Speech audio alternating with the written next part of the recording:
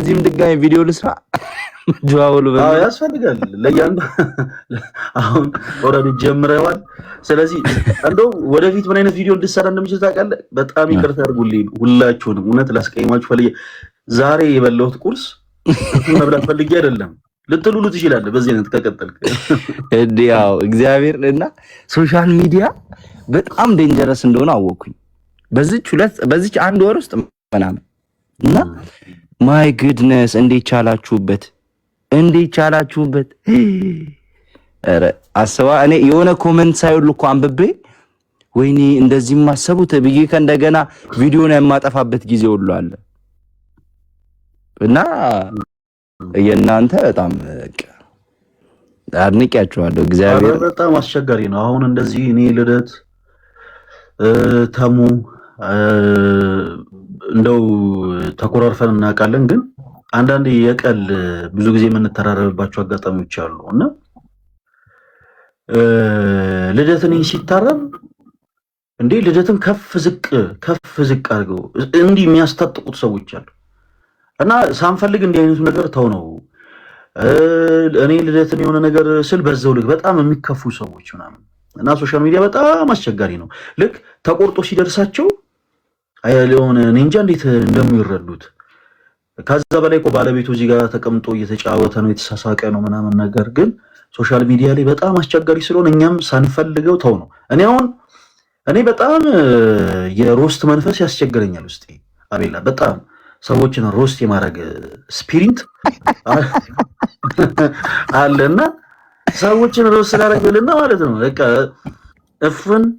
በቃ እፍን ነው ማድረገው። አሁን ልደት ይመጣና እኔ ጋር በጣም እንዲህ ብሎ ይገባል ላይቭ በቃ የሆነ ነገር ልለውልና ማለት ነው በቃ እንዴ ጸጥ የሆነ ሰዓት እንደው በጣም ፊቱ ካየው ክብ ስለሆነ ፒዛ ፌስ አልኩት።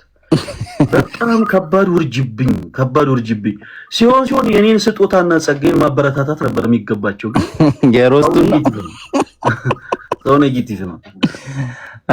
ስማ ልደት ባይዘ ማን ነው ልደት እኔ ጋር የሆነ ፎቶ ይዤበታለሁኝ። እዛ እኛ ጋር የመጣ ጊዜ እኔ ጋር ለቅሶ መጥቶ ነበርና የዛን ጊዜ እንትና ጋር ሄድን።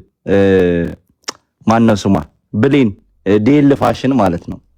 እና የአርሰናል ደጋፊ ነኝ አለ ማለት ነው። ከዛ እሺ ማስታወቂያ ስላለኝ ስትል እንዴ ለእህቴ ችግር የለም ማላትና ሲቀይር በሁሉም ማለ ያነሳሁት ፎቶ ማለት ነው። አንተ ወንድነህ የአርሰናል ደጋፊ ነኝ በል አልኩት ማለት ነው። ከዛ ለምን አለኝ ሲለኝ የማንቸስተርን አድርጎ ላኩለት ማለት ነው። እና በጣም እንትን ነበረ በቃ እንዴት ደስ እንደሚል የዛን ጊዜ መጥቶ እንትን ያለውና ለእንትን አይመችም። ይሄ ሮስት ለመደረግ የሚመች ሰው ነው በሁሉም መንገድ። ሲጀመር አቤላ አንተ እኮ እንደው ተቸገረ ነው እንጂ አሁን ማለት ስፔሻሊ ነው አሁን ልደት አክሊል ምናምን እና ተሙ እና ማን አዎ ስፔሻሊ ልደት አክሊል ምናምን ኖርማል ፎቶአቸው እኮ ፋይል እኮ ነው በጣም አሁን ይሄንንም ደግሞ ቆርጠው ደግሞ ሰው ነገር ይበላል። እኔ እንዴ ተው እንጂ አቤላ አሁን እኔ ለዳኒ ሮስት አሁን ብትሰጠው አሁን የልደትን ፎቶ ተው ሲክፋታ እናገረኝ እየሳልኩት ነውና ለዳኒ ሮስት እየሰጠሁት እንዴ ይሄ የመሰለ ልጅ ምን እንደሚለኝ ሰምተን እንመለስ ብሎ ሲጀምር ኢማጂን ያውን በልደት ፎቶ ማለት ነው። በጣም ከባድ ነው። በተለይ ደግሞ ተጠግዞ ላይቭ ሲገባ ስክሪንሻት ከተደረገ በነገራችን ላይ እዚህ ውስጥ ያላችሁ ፎቶች ወንድሞች ለቀል አይደለም። እኔ ያስተውኩትን ነኝ አቤላ አሁን ልክ እንደውም የሆነ ሰዓት ልደታ አስተውሳለሁ ልንሳለም እሱና ተሙ እየመጡ ነው። እኔ ቀድሜ ደርሻለሁ። የት ደረሳችሁ ምናምን ላይቭ እኔ ከፍቼ ይሁን ልደት ከፍቶ ይሁን እና እንደዚህ ገስት ሆነን ገብተን ቅዱስ ሚካኤልዬ እንዴ ማአት ስክሪንሻት ነው ያደረኩት። በቃ ሰለቸኝ ነው ስክሪን ሻት ማለት እንዴ ብልጭ አደርጋለሁ። እሱ እንዴ እኔ ለምን ተፈለገ ምናምን የት እንትን በዚህ በኩል ነው የሚያስኬደው ለኔ በቃ በጣም ነው መጣጋት የሚወደው ወደ ካሜራ። ያው ግን የዋ ወንድማችን ነው፣ በጣም ነው የምንወደው። እንደ ማዘር ስማ የማዘር ስልክ ገዛውላት ማለት ነውና ገዝቼ ሰጠዋት። ከዛ የሆነ ቀን ስልኳን እየጎረጎርኩት ፎቶዎቿ እንዳለ ተጠግተው አልሚ በቃ ፎቶ እንዳትነሽሽ አልኳት። ምን ነው ላታ ምን ነው አለች። አይ ያው እናቶቻችን እንኳን አቤላ ኤክስፔክት የሚደረግ ልደት እንዴት እንደ እናቶቻችን በጣም ከባድ እኮ ነው። እናቶች ስትል ምን መጣልኝ መሰለህ? አንድ በጣም ወደው ወንድም አለኝ። አሁን ትንሽ ጥሩ ስራ ነው ያለው ብቻ እና በጣም አንድ ላይ ረጅም ጊዜ አብረን ተምረናል እና የእሱ አያት ከክፍለ ሀገር መጡ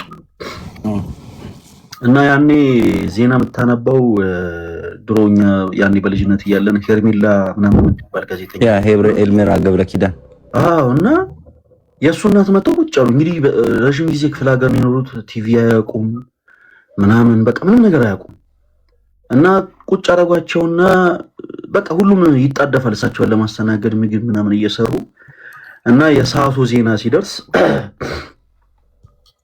ሰላም ተመልካቾቻችን ሄርሜላ ነኝ እንዴት ዋላችሁ ምናምን ስትል እናት እየተነሳ ደህና ዋልሽ እናቴ ምናምን አላለም እኮ አሁን ከልደት ጋር ምን አገናኝ? እኔ ከልደት ጋር አላገናኝም። ከልደት ጋር ምን አገናኝ? በምንም ታምር እኔ ከልደት ጋር የአራቤላ በኋላ ተራይቱንም ይልክብኝ ልደት በነገራችን ላይ ይታረብና ሲያቀተው ማለት ነው አቤቱታ ለህብረተሰቡ። አዎ በነገራችን ላይ ልደት ሰው ይወዷል በጣም የሆነ ጊዜ እኔ ያው የመጡ ጊዜ ፎቶ ተነስተን ለቅቄ እንግዲህ የለቅሶ ነው ስለመጣ በጣም አመሰግናለሁ ብዬ ነው ይለቅ አንድ ሰው ነፍስ ይማራል ልደት አይደለም ለምን መሰለህ ይላል የሰው መውደድ እኮ ነው። ግን የልደት ፊት እኮ በጣም ነው የሚያሳዝነው። እንደው እቤት ላይ ሰምቻለሁ ሳይቀጣን ያደገው እንዴት ነው ዱላ ስታው በቃ ፊቱ ላይ ይራራል እንዲህ ትልልቅ አይን ያለው ጉንጩ እንደዚህ ሰፋ ያለ ነው። በጣም ግን ያሳዝነው ብትሻል ቪዛ ምንድነው ያልክ? ቪዛ ፌስ ከባድ ነው። ብቻ ግን ደስ ይላል። በጠዋቱ ሳቅን። እግዚአብሔር ቀናችን እንደዚህ አሳምሮ ያውለን። አይ ቲንክ ትምህርት አላችሁ መሰለኝ። አይ ቲንክ ዛሬ አለን። ግን ያው ምንድነው ወንድማችን አቤላ ብዙ ስልክ አትደዋወል። እኔ ለማንም አልደውሉ ችግር እሱ አያስጨንቅም። እና ደግሞ ወደፊት ብዙ አትጠጋ። ልደት እየመሰልከኝ ነው። ቻው በቃ። ኧረ እንዴ በምንም ተአምር። ኤኒዌይስ አለሁኝ ከታች ነኝ። መልካም ቀን ይሁንላችሁ። አሜን አቤላችን። ኦኬ እውነት ዛሬ ሳናስበው ፈገግ አለን አይደል? እኔ ውስጥ ምንድነው መሰላችሁ የሆነ የተሰጠኝ የሮስት ጸጋ አለ። ያንን ጸጋዬን እኔ ባሳድገው ምናምን ደስ ይለኛል። ግን ያንን ስጦታዬን ይሄንን ጸጋዬን አለ አይደለ ብዙ ማውጣት አይመቸኝም። ለማንኛውም ሁላችሁንም ሰላም ብያለሁ። ክርስቲያኖች ወንድሞች ላይቫችንን በደንብ ኮፒ ሊንክ አድርጉት። ሌላ እንደ እግዚአብሔር መልካም ፈቃድ እንግዲህ የፊታችን ታህሳስ 18 እና 19 ወደ ሐዋሳ ቅዱስ ገብርኤል ትልቅ ጉዞ ተዘጋጅቶላችኋል። ቪዲዮ ፖስት አድርጌያለሁ። ሁላችሁም እየገባችሁ ያንን ቪዲዮ መሄድ የማትችሉ ሁላችሁም በደንብ ሪፖስት፣ በደንብ ሼር፣ በደንብ ኮፒ ሊንክ አድርጉት ለብዙሃኑ እንዲደርስ። እንግዲህ የኦርቶዶክስ የወጣት ጉባኤያችንን እንደው ለማገዝ የታሰበ ትልቅ የበረከት ጉዞ ነው። የኦርቶዶክስ የወጣት ጉባኤያችን በታህሳስ 25 እንደ እግዚአብሔር መልካም ፈቃድ ይደረጋል እና በሁሉም አቅጣጫ ያላችሁ ክርስቲያኖች ወንድሞች ታህሳስ ገብርኤል ከኛ ጋር መጓዝ የምትፈልጉ እንግዲህ ቪዲዮ ፖስት አድርገናል። እዛ ስልክ ቁጥር ላይ እየደወላችሁ ተመዝገቡ። ቅድሚያ ሂሳብ ለሚከፍሉ ብቻ ነው ቦታ የምንይዘው። የጉዞ ዋጋ 3000 ብር ነው። ቪዲዮውን ሁላችሁም እየገባችሁ ሪፖስት፣ ሼር፣ ኮፒ ሊንክ ማድረጋችሁን እንዳትረሱ። የኦርቶዶክስ የወጣት ጉባኤያችንን እንግዲህ ለማገዝ የታሰበ ጉዞ ስለሆነ በአንድ ድንጋይ ላይ ሁለት ወፍ፣ አንድም ከኛ ጋር ሐዋሳ ቅዱስ ገብርኤል ደርሳችሁ ትመለሳላችሁ። ሁለቱም ደግሞ በቀጣይ የሚደረገውን አሁን የፊታችሁ በሳምንቱ ማለት ነው ከጉዞ በሳምንቱ የሚደረገውን የኦርቶዶክስ የወጣት ጉባኤያችንንም ደግሞ በዛው ልክ ሳፖርት ታደርጋላችሁ ማለት ነው እና ሁላችሁም ቪዲዮውን እየገባችሁ ሪፖስት፣ ሼር፣ ኮፒ ሊንክ ማድረጋችሁ እንዳይረሳ። እሺ ዛሬ እንግዲህ ቃል በገባነው መሰረት ለፕሮቴስታንት ወንድሞቻችን እድል እንሰጣለን። ላይቭን ግን በደንብ ሁላችሁ ሼር ያላረጋችሁትም ለፕሮቴስታንት ወንድሞቻችን ዛሬ እድል እንሰጣለን። ኦርቶዶክስ ቤተክርስቲያን ከመጽሐፍ ቅዱስ ውጪ የምታስተምረው ትምህርት አለ ብለው ለሚያምኑ ለፕሮቴስታንት ወንድሞቻችን እድል እንሰጣለን።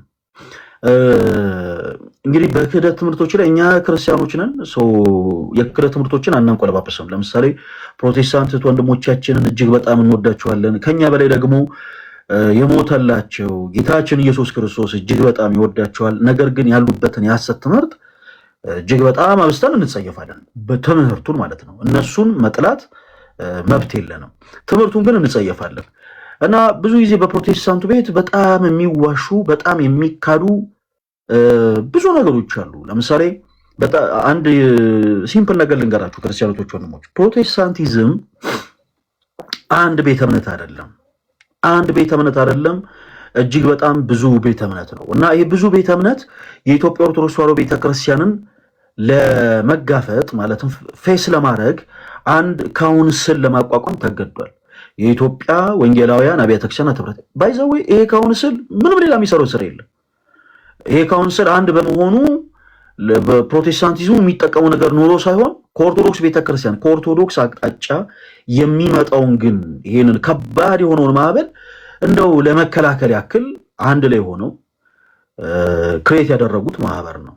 የኦርቶዶክስ ቤተክርስቲያንን አስተምሮቶች ብዙ ጊዜ ፕሮቴስታንቲዝም እንዴት ነው የሚቃወሙት ከተመለከታችሁ፣ ስፔሻሊ ፕሮቴስታንት የሆናችሁ ወንድሞች እናንተ ራሳችሁ ምስክር ናችሁ። ስለ ኦርቶዶክስ ቤተክርስቲያን ትምህርት አንስቶ ይወላችሁ። ለምሳሌ ኦርቶዶክስ ቤተክርስቲያን በነገረ ድነት ትምህርቷ እንዲህ ስትል ይሄን የመጽሐፍ ቅዱስ ጥቅስ እያነሳች እንዲህ ብላ ነው የምታስተምረው። ያው ይሄ መጽሐፍ ቅዱስ ሐሳብ እንዲህ አድርጋ ታብራራለች ብለው አይደለም። ከነገረ ድነት አንጻር የቤተክርስቲያንን ትምህርት የሚዘልፉት ይዋቸው ይወላችሁ ታቦት ተሸክሞ ነው የሚሉት። ይኸው ተክልዬ ይላሉ። ይኸው እንደዚህ እንዴት ልበላችሁ፣ በቃ ማይገናኝ ነገር ለአማኙ እየነገሩ ነው ሰው ኦርቶዶክስ ቤተክርስቲያንን ባይምሮ እንዳያስብ የሚያደርጉት። በነገረ ክርስቶስ ዙሪያ እኛ የምናስብረውን ነገር አያውቁም። ግን ይኸው ማርያምን ያመልኳታል። ይኸው ተመልከቷ፣ ይኸው አርሴማንም ያመልካሉ፣ ይኸው ተክልዬንም ያመልካሉ። በክርስቶስ ላይ በጣም ብዙ ደባሎች ደብለው ያመልካሉ እያሉ የሐሰት ትምህርትን ይናገራሉ። ስለዚህ ዛሬ እንዲህ አይነት አጋጣሚ አመቺ ነው። ፕሮቴስታንቶች ወንድሞች ይሄውኝ ያለን ባለቤቶቹ ኦርቶዶክስ አማኞች ከመጽሐፍ ቅዱስ ውጭ የምታስተምሩት ትምህርት አለ። የእናንተ ተረት ብዙ ነው። እንዲህ ብላችሁ የምታምኑት ትምህርት የምታስተምሩት ትምህርት ከመጽሐፍ ቅዱስ ውጭ ነው የምትሉ ፕሮቴስታንቶች አንዳንድ ቁጥር ትጽፋላችሁ። ታዲያ ግን እባካችሁ በቃ በጣም እንዳይደክመን በጣም እንዳንዝል ስትገቡ አሉባልታ ሐሜት ምናምን አይደለም። በመጽሐፍ ቅዱስ የማስረጃ ይሄ ትምህርታችሁ እንዲህ ከሚል የመጽሐፍ ቅዱስ ሐሳብ ጋር ይጋጫል። እሺ የኔ ተወዳጆች እና ዶክትሪናል በሆኑ ኢሾች ነው ከኛ ጋር መታወሩት እና ካላችሁ አንዳንድ ቁጥር ጻፉልኝ። ዮሐዳችን ዮሐድሻ እንዴት ነሽ ብራዘር? ደህና ነህ ወይ? ሁሉ ሰላም አለሁልህ። ሁሉ ሰላም። እንዴት ነህ? ጠፍተሃል ሰሞኑ። አካውንቴ ዮሐን አልደረሰም እንደ ቪዲዮ አካውንቴ እኮ ፈርስት ዋርኒንግ ሰጥቶኝ መግባት አልችልም ነበር። ለዛ ነው ፈርስት ዋርኒንግ ተሰጥቶኝ አካውንቴ አይኗን ሳያት ነበር። ዮሐዴ ዛሬ በግድ ነው ላይ የገባሁት። ኧረ እባክህ ዛሬ ነው የተከፈተልህ? ዛሬ ነው የተከፈተው። በእውነት ረዥም ጊዜ ተዘግቶ ነበረ። ያው መስገን ታናቸዋል ምን ይሳናቸዋል ወንድሞቻችን አዘጉባ።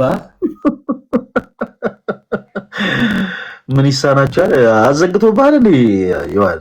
ያንተን አዘግቶታል እንዴ? አይ የኔ እንኳን እንደዚህ ዋርኒንግ ምናምን ላይቭ ስገባ ነው እኔ ሲጀመር እኔ እኮ ያስወጣኝ ያንተ ጭራሽ ዋርኒንግ ምናምን ብለው ነው እንትን የሚላ እኔ ላይቭ ሲገባ ሲጀመር ሪስትሪክት ነው የሚያደርገው። እሱማ ብዙ ጊዜ ሪስትሪክሽንማ በጣም ብዙ ጊዜ እኮ ነበር። አሁን ግን እኔ በፍጹም ሆኖ አያውቅም ይሄ ፈርስ ዋርኒንግ በምንም ተአምር እንዴ 3 ዓመት ምናምን ያክል በምንም ተአምር በቃ አሁን በባለፈው ነው ፈርስ ዋርኒንግ ብሎ የሰጠኝ እንጂ ሁሉ ጊዜ ሪስትሪክሽን ነው። የሆነ ላይቭ ላይ የሆነ ማይታይ ነገር አሳይታል ብሎ ወይ ደግሞ የሆነ ቪዲዮ ስናሳይ ያው እንደምታውቀው ስለነሱ አንዳንድ ነገሮችን ሰርች አድርገን ዌብሳይት ላይ ምናምን ከፍተን ስናሳይ በዛ ሪስትሪክሽን ይሰጣል። ይሄ ግን ፈርስ ዋርኒንግ ነበረ ብቻ ይሁን። የዋዳችን እንኳን ደህና መጣ። ኦርቶዶክስ ቤተክርስቲያን ዙሪያ አንዳንድ ፕሮቴስታንት ወንድሞቻችን ትምህርታችንን በመጽሐፍ ቅዱስ የማስረጃ መሞገስ ያቀታቸው ኦርቶዶክስ ቤተክርስቲያን ከመጽሐፍ ቅዱስ ውጭ የምታስተምረው ትምህርት አለ ብሎ በተደጋጋሚ ያስብራሉ። እንደምታውቀው በፕሮቴስታንቱ ቤት ይወድ በጣም ግራ የሚያጋቡ ብዙ ድራሞች አሉ። ለምሳሌ አንድን ክርስቲያን የሆነን ሰው ወደ ቸርቻቸው ሲወስዱ አንገቱ ላይ ያለውን ማህተብ ነው በመጀመሪያ የሚበጥሱት። ይሄን ማህተብ መበጠስ ለነሱ ትልቅ ፉከራና ሽለላ ነውና ከበጠሱ በኋላ ውስጥ ደግሞ ትልቅ መስቀል ሰቅለው ይጠብቁታል። እና የኛን የቤተክርስቲያናችንን አስተምሮ ዝም ብሎ ያለ አይደለ ከጥላቻ አንፃር ብዙዎች ይቃወሙታል እንጂ በትምህርት ደረጃ ግን ትምህርታችን ምን እንደሆነ ያውቁትም። እና የዋሪሲ በዚህ ዙሪያ አንዳንድ ነገሮችን ምትለን ካለ እነሱን ከማስገባታችን በፊት እድል እንስጥ።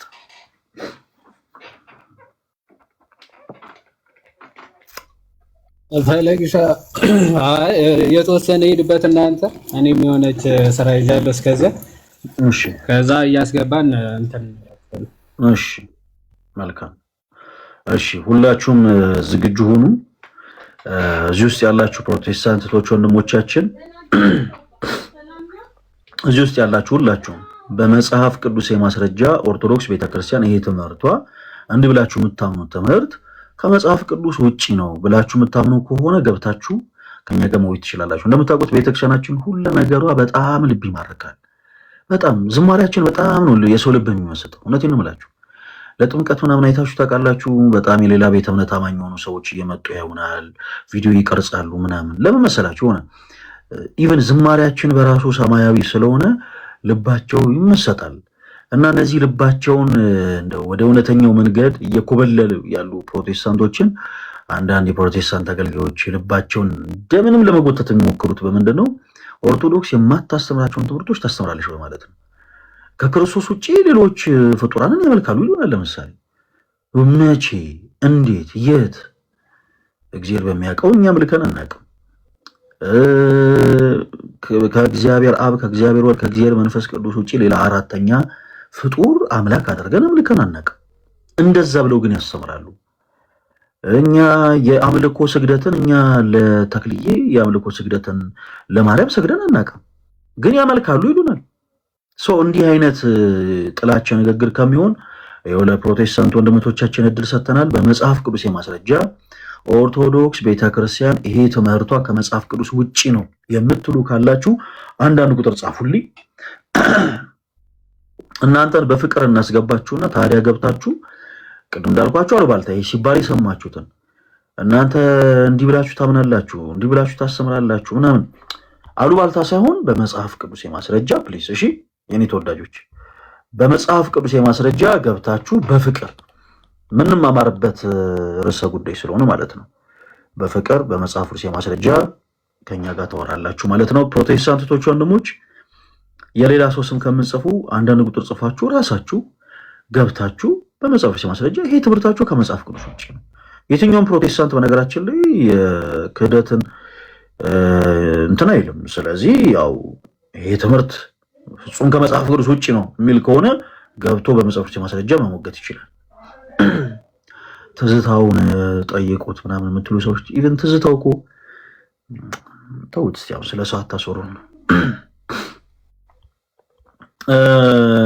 ያው ለእናንተ ኢንቫይት እያደረኳችሁ ነው። ሁላችሁም ገብታችሁ በመጽሐፍ ቅዱስ የማስረጃ ይሄው ይሄ ትምህርታችሁ ከመጽሐፍ ቅዱስ ውጪ ነው በሉን እስቲ። ክርስቲያኖች ወንድሞች በዛው ተመልከቱ፣ ሁላችሁም ተመልከቱ። በነገራችን ላይ ፕሮቴስታንቲዝም ብዙ ጊዜ እንደው አላለ የሆነ መጽሐፍ ቅዱስን ይዞ ከመጮ ባለፈ ያን ያክል መሰረቱ ኖሮት እንደው በመጽሐፉ ሐሳቦች ላይ ውይይት ማድረግ ላይ ብዙ ኤክስፒሪየንስ ያላቸው አይደሉም። ግን ካለ በፍቅር እኛ እናደምጣለን። እኛ ሁሉንም እናደምጣለን። ይሄ ትምህርት ከመጽሐፉ ውጪ ነው የሚሉንን በአጠቃላይ ሁሉንም እናደምጣለን። ትምህርታቸው አንድ ትምህርት ብቻ ነው ከመጽሐፉ ውጪ የሚለውን እንሰማለን። በጣም ነፍ ነው የሚለንም እንሰማለን። እሺ አገልጋይ ኤልሻዳይ ይሰማል? አገልጋይ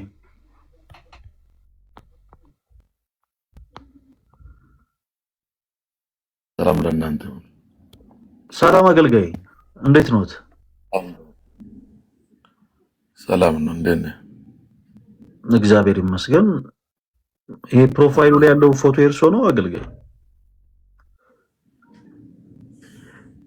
እኔ ራሴ ነኝ። ኦኬ። ምን እያደረጉ ነው ፎቶ የተነሱት? ጥያቄ ልጠይቅ ነው የገባሁት፣ ብትመልስ ከሆነ እሺ። አይ ስለ ፎቶ እንዲያብራሩልኝ ነበረ። እሺ ችግር የለውም። ከየት ቤተ እምነት ነው የመጡት አገልጋይ? ከወንጌል አማኝ። የወንጌል አማኝ የሚባል እኮ ቤተ እምነት የለም አገልጋይ። የወንጌል አማኞች አብያተ ክርስቲያናት ህብረት ማለት የተለያዩ ቤተ እምነቶች አንድ ላይ ክሬት ያደረጉት ማህበር ነው። እንደ እድር እንደ ቁብ ያለ ህብረት ማለት ነው።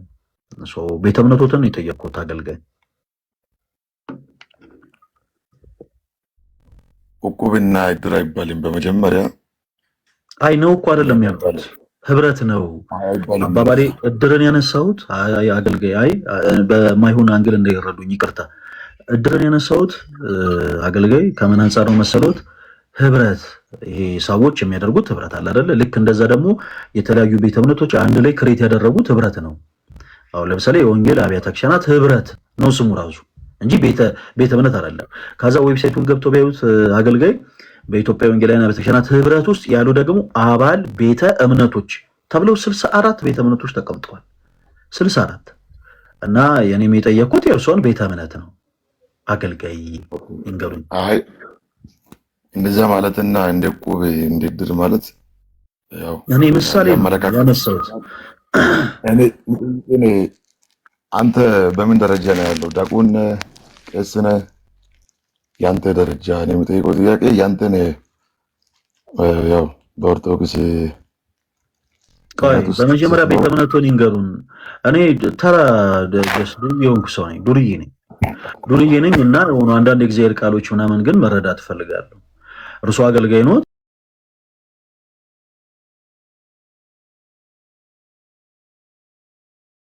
ስለዚህ በተቻለ አቅም ፖላይቶ ነው ከየት ቤተ እምነት እንደመጡ በመጀመሪያ ይንገሩን አገልጋይ። ኦኬ። እኔ የተጠመቅኩባት ሲያገለግልም የወጣባት ቤተክርስቲያን መሰረ ክርስቶስ ነው። መልካም፣ በቃ እቺን ነው እንዲመልሱልን የፈለግነው አገልጋይ። እንኳን ደህና መጡ። ኦርቶዶክስ ቤተክርስቲያን ከመጽሐፍ ቅዱስ ውጭ የምታስተምረው ትምህርት አለ ብለው ያምናሉ አገልጋይ? አለ ብሎ ያምናሉ አያምኑም ሳይሆን አንተን ነው የምጠይቅ መጀመሪያ እኮ እኔ እኮ ልጠይቅ ቁጭ ብያለሁ። በመጀመሪያ ግን ያምናሉ ወይ? ርዕሳችን ያ ስለሆነ ኦርቶዶክስ ቤተክርስቲያን ከመጽሐፍ ቅዱስ ውጭ የምታስተምረው ትምህርት አለ ብለው ያምናሉ ወይ አገልጋይ? ብዙ ነገር ሊኖር ይችላል። ሊሆን ይችላልም ሳይሆን አገልጋይ እርግጠኛ ሆነው ይናገሩ እንጂ ይኖራል። ብዙ አይነት ሐሳቦች፣ ብዙ አይነት በትክክልም ትክክል ባልሆነም አንደርስታንዲንግ ያው ጳውሎስም ሲናገር ከመጽሐፍ ቅዱስ ውጭ እስኪ የኛ የትኞቹ ትምህርቶች አገልጋይ አንዱ አሁን አንተን ነው አገልጋይ ሆነ አንተን ልጠይቅ አገልጋይ እንዴ ሊጠይቁ እኮ ነው የገቡት። ቆይ እንጂ ይረጋጉ። አሁን እዚህ ጋር እኮ ምን አካኪ ዘራፍ ነው አገልጋይ እየቸኮልኩ አይደለም እኮ አንድ ጊዜ እኔ ተራ ዱርዬ ሆንኩ ሰው ነኝ ብዬታለሁ አይደል? ራሴን አምኜ አዎ እኔ ዱርዬ ሰው ከሆንኩ እርሶ ደግሞ አገልጋይ ከሆኑ እንዴ ይሄን ያክል እኮ ወርደው መናገር የለበትም። እርሶ እኮ አገልጋይ ነዎት። ሌላውን እርሶ የሆነ ቤተ እምነት ውስጥ ቆይ እርሶ የሚናገሩትን ቃል አሜን የሚሉ ሰዎች እኮ አሉ። ስለዚህ እንደ አገልጋይ ምሳሌ ነው መሆን ያለበት። እርሶ አሁን ስሜታዊ መሆን የለበትም። ገና እኮ ምንም አላወራንም። ገና ምንም ሳናወራ አገልጋይ እሺ እሺ የተሳሳተ ሰው እያደረኩ እኮ ነው አንተ ሌላ ፊድባክ ነው እየጠንካለሁ። እሺ ይቅርታ እንደዛ አይደረግም። እኔ እንዲሁ በወንድምነት ፖዚቲቭ የሆነ ሀሳብ ለመስጠት ነበር። ከተሳሳትኩ በቃ ይቅርታ። አገልጋይ የትኞቹ ትምህርቶች ናቸው በኦርቶዶክስ ቤተክርስቲያን ውስጥ ስህተት የሆኑት ከመጽሐፍ ቅዱስ ውጪ ተረት ተረት የሆኑት የትኞቹ ትምህርቶች ናቸው? እስኪ ይሄ እንዲህ ብላችሁ የምታምኑት ትምህርት ብለው በመጀመሪያ ትምህርቶችን ይጥቀሱልን አገልጋይ። ትምህርቶቹ ከመሄዴ በፊት በመጀመሪያ ስለ ትምህርቶቹ ነው የምናወራው አገልጋይ። ከመሄዴ በፊት የሚባል ነገር የለም። እርሳችን ያ ስለሆነ አምጥተው ትምህርቶችን ይገቡን። በመጀመሪያ አነሳላለሁ። እሺ አሁን እኔ ሳወራ አንተ ወደ ትምህርቶች ናቸው ከመጽሐፍ ቅዱስ ውጪ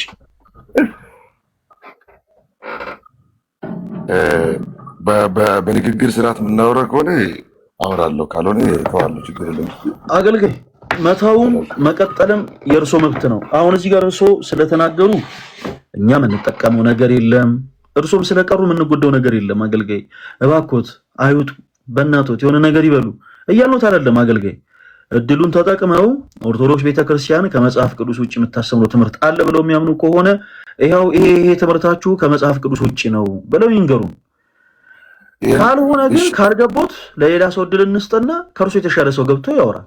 መልስልኛል። መጀመሪያ ይሄንን ጥያቄ ያቀረብኩ አንተ በመጀመሪያ ስለ ትምህርትን ያነሳ ነው አገልጋይ፣ ስለ ትምህርትን ያነሳ ነው። ትምህርቶችን ያንሱልን መጀመሪያ አገልጋይ እባክዎ። አሁን ከዚህ ውስጥ ወጥተህ ጥያቄ ለመጠየቅ ጥያቄ ለመመለስ መጀመሪያ አንተ መጥተህ አገልጋይ እባክዎትን አንድ ምን አለ መሰሎት፣ አሁን ላይ እርሱ ትልቅ ሰው ነዎት፣ የሆነ ቤተ እምነት አማኝ ውስጥ ደግሞ የሆነ ቤተ እምነት ውስጥ ደግሞ አገልጋይ ነዎት እና ልጅ አይሆኑ እባክዎት። ማንነትን ልንገር፣ አሁን እንደዚህ ስሜቶትን አሁን ለምሳሌ እንደዚህ መቆጣጠር እንችላለን። አሁን ሲጮሁ ምናምን እንዲጸጥ ማድረግ እንችላለን። እርሱ አሁን እያወሩ ከሆነ ድምፆት አይሰማም ለምሳሌ ማድረግ ስለምንችልኛ። እንዲህ ግን እየጮሁ ግን እኛ ዝም ብለን በፍቅር የምናደምጦት እርሱ ትክክል ሆነው ምናምን ሆኖ ሳይሆን ተለማምጦ ለማውራት ያክል ነው። ይኸውልዎት አሁን የምንሰጡትን እድል ያድምጡኝ። ኦርቶዶክስ ቤተክርስቲያን ከመጽሐፍ ቅዱስ ውጭ የምታስተምረው ትምህርት አለ ወይ ስንሎት በመጀመሪያ የመለሱት መልስ ኮሜንት ላይ ምንድን ነበር? ትዝታውን ጠይቀው ብለው ነበር የመለሱልኝ። እኚህ ሰው የሚያውቁት ነገር አለ ማለት ነው፣ ስለዚህ እድልን እንስጣቸው ብለን ኢንቫይት አደረግኑት። ኦርቶዶክስ ቤተክርስቲያን ከመጽሐፍ ቅዱስ ውጭ የምታስተምረው ትምህርት ይሄ ነው ማለት የማይችሉ ከሆነ እታች ይወርዳሉ። ከዚህ በኋላ እንለማመጡትም። እርሶ እዚህ ተቀምጠው ምንም የምናተርፈው ነገር የለም፣ ወርደው አይጎዱንም፣ ምንም የሚቀርብን ነገር የለም። ስለዚህ ግብረገብ ይኖሮት፣ ስነስርዓት ይኖሮት። ይሄ እርሱ አሁን ፎቶ እንደተነሱበት አካባቢ ሜዳ ላይ የሚጮሁበት ስፍራ አይደለም። ይሄ ሜዳ አይደለም፣ ስርዓት ባለው መልኩ ሰዎች የሚያወሩበት ኤሪያ ነው ይሄ። ስለዚህ ስነስርዓት ይዘው ይሄ ትምህርታችሁ ከመጽሐፍ ቅዱስ ውጭ ነው ይሉናል ካሉ በኋላ ለምሳሌ ስለሆነ ትምህርት አንስተው ይሄ ትምህርት ከመጽሐፍ ቅዱስ ውጭ ነው ብለውናል አይደለ? ስለዛ ትምህርት እናወራለን። ምንም ነገር ሊሆን ይችላል፣ ስግደት ሊሆን ይችላል፣ ስዕል ሊሆን ይችላል፣ ታቦት ሊሆን ይችላል፣ ነገረ ድነት ሊሆን ይችላል። እርሶ የሚያነሱትን ነገር ይሄ ትምህርታችሁ ይሄው መጽሐፍ ቅዱስ እንዲህ ይላል እናንተ ግን እንዲህ ብላችሁ ታምናላችሁ ብለው ይውቀሱን። እኛ ማወቀስ ፈልገን ያስገባኑት። ከዛ በኋላ በመጽሐፍ ቅዱስ የማስረጃነት እኛ ደግሞ እንመልስልዎታለን። እርሶ ከመጽሐፍ ቅዱስ ውጭ ነው ማለት ሳይችሉ ከመጽሐፍ ቅዱስ ጋር ሳይታረቁና ከመጽሐፍ ቅዱስ ጋር ሳይተዋወቁ በየትኛውም አይነት ሞራል ምንም ነገር ማውራት አይችሉም። እና እባክዎ ግብረ ገብ ኑሮት። ከዚህ በኋላ እድል ሰጥቶታለሁ። በቃ ፖል አይቶ ነው ይሄ ትምህርታችሁ ከመጽሐፍ ቅዱስ ውጭ ነው ይበሉን። የትኞቹ ትምህርቶች ናቸው አገልጋይ ከመጽሐፍ ቅዱስ ውጭ የሆኑት? አሁን ማይኮትን ከፍቶ ይናገሩ። እስካሁን ሲያወሩ አልሰማሁትም፣ አላዳመጡትም። አሁን ከማይኮትን ይክፈቱት። እያወሩ ከሆነ አይሰማም አገልጋይ። እሺ ፈለገ፣ እኔ እኮ ሲጠይቀኝ መልሼልሃለሁ። ምን እምነት ነው ብለሃል? ምን አሉኝ? ፈለግም አይሰማም። አይ ሰምቾታለሁ። አሁን ስለ ትምህርቶቹ መልሰውልኛል እንዴ? እነዚህ ትምህርቶች ናቸው ከመጽሐፍ ቅዱስ ውጭ ብለውኛል እንዴ አገልጋይ? አይ እኮ አንተ በክፋት ነው አሁንም እየተረዳኝ ያለው። ኧረ ለምን በክፋት ተረዶታለሁ አገልጋይ? እንዴ ምን አደረጉኝ ነው አገልጋይ? ለምን በክፋት ተረዶታለሁ? ቆይ አንድ ጊዜ ምሳሌ ላሳዩት። ምሳሌ ላሳዩት እንዴት ማውራት እንደፈለጉ እና ማችን እንዴት እንደሚቀጥል ምሳሌ ላሳዩት። ቆይ በተቃራኒ ላሳዩት። ለምሳሌ እርሶ ፕሮቴስታንት ነው ታዲያ አገልጋይ? ማይኮትን ይክፈቱ፣ አይዝጉት፣ ችግር የለም። እርሶ ፕሮቴስታንት ነው ታዲያ? መልስ አንተ የምጠይቀው የሚመልስልህ መጀመሪያ እንዴት እንደምናወራ ምሳሌ ላሳዩት ነው። ቆይ ይረጋጉ። እርሶ ፕሮቴስታንት ነው ታዲያ አገልጋይ? እኔ ፕሮቴስታንት አይደለሁም። እሺ ምንድን ነው? አንተ ነው ያልከው እንደዛ። እሺ ምንድን ነው? እናንተ የምትጠሩት ነው ስመኝ፣ እናንተ ምንድን ነው? ይኸው ይንገሩኝ። ልታረ ምንድን ነው? ምንድን ነው ልበሉት? በቃ እኔ እምነቴ ወንጌል ነው፣ ኢየሱስ ክርስቶስ መሆኑን ነው እኮ። የትኛው ቤተ እምነት? ቤት መሰረተ ክርስቶስ ልበሉት? አዎ። እሺ መሰረተ ክርስቶስ ፕሮቴስታንት አይደለችም አይደል? ክርስቲያን አይደለችም። እሺ በቃ ፕሮቴስታንት። እሺ በቃ መሰረተ ክርስቶስ ቤተ እምነት ውስጥ ህጋዊ የሆነ ቆይ ማንነት ያለው ሲወለድ አገልጋይ። ይሄ እናንተ ለስድብ ለልቀት የሚጠሩት ሲሆን እንጂ አይደለም። ኧረ እኔ ለምን እንቃለሁ? እኔ ለምን አሁን እኮ እርሶን ብንቅ ለምን አንቱ እያልክ አውራታለሁ? አገልጋይ ለምንድን ነው አንተ ብለህ ወጣት ነኝ እኔ ገና 27 ዓመት 28 ዓመት አካባቢ ያለው ወጣት ነኝ። 27 ዓመት ነው አገልጋይ። እሺ ስለዚህ አንተ ልበል።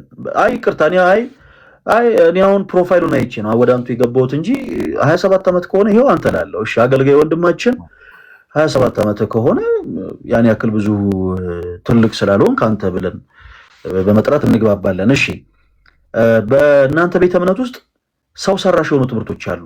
ለምሳሌ ያክል የትኞቹ ትምህርቶች እንደሆኑ ልጥቀስልህ። አሁን እንዲህ ነው እንድናወራ የምፈልገው። በእናንተ ቤተ እምነት ውስጥ ሰው ሰራሽ የሆኑ ትምህርቶች አሉ። ሰው ሰራሽ ማለት ሰው ሰራሽ መጽሐፍ ቅዱስ ያልሆኑ መጽሐፍ ቅዱስ መሰረት የሌላቸው ነገር ግን መጽሐፍ ቅዱስን የሚታከፉ ሰው ሰራሽ ትምህርቶች አሉ። ሌላ ሰው ማሰራ። አሁን እኔ ጠየቅኩት ይመለስ። አንተ አሁን ዱርዬ ነኝ እያልክ ነው። ለእርሶ እድል ሰጠው። በቃ ጥያቄ ጠይቆሽ፣ ሁላችሁም አድምጡ ፕሊዝ። አንተ እንዴት ስለ ትልቅ እምነት፣ በነገራችን ላይ በጣም ከማከብረው እምነት አንዱ ኢትዮጵያ ውስጥ የመጀመሪያ ነው ኦርቶዶክስ ማለት። እዚያ ውስጥ ያሉ ሰዎች ቤተክርስቲያኒቱን በተለያየ አቅጣጫ ያበላሹ ለራሳቸው ጥቅም። ወደ ጥያቄው ሀሳብና ሴቶችን እንዳለ ሆኖ ይህንን ሀሳብና ሴት ኢቲቪ ላይ ሄዶ ይችላል አገልጋይ አንተ ይህንን ሀሳብና ሴት ያድምጠኝ ወንድማችን አገልጋይ ሂድና ኢቲቪ ላይ ስጥ። አሁን ይህ ብዙ ታቀርብበት ቦታ እንዴት ዱርዬን እንትላለህ? ጥያቄውን እኔ ጠይቀኝ። ጥያቄ ስለ ትምህርት ጠይቀኝ። ዱርዬነት አለ ማለት ነው።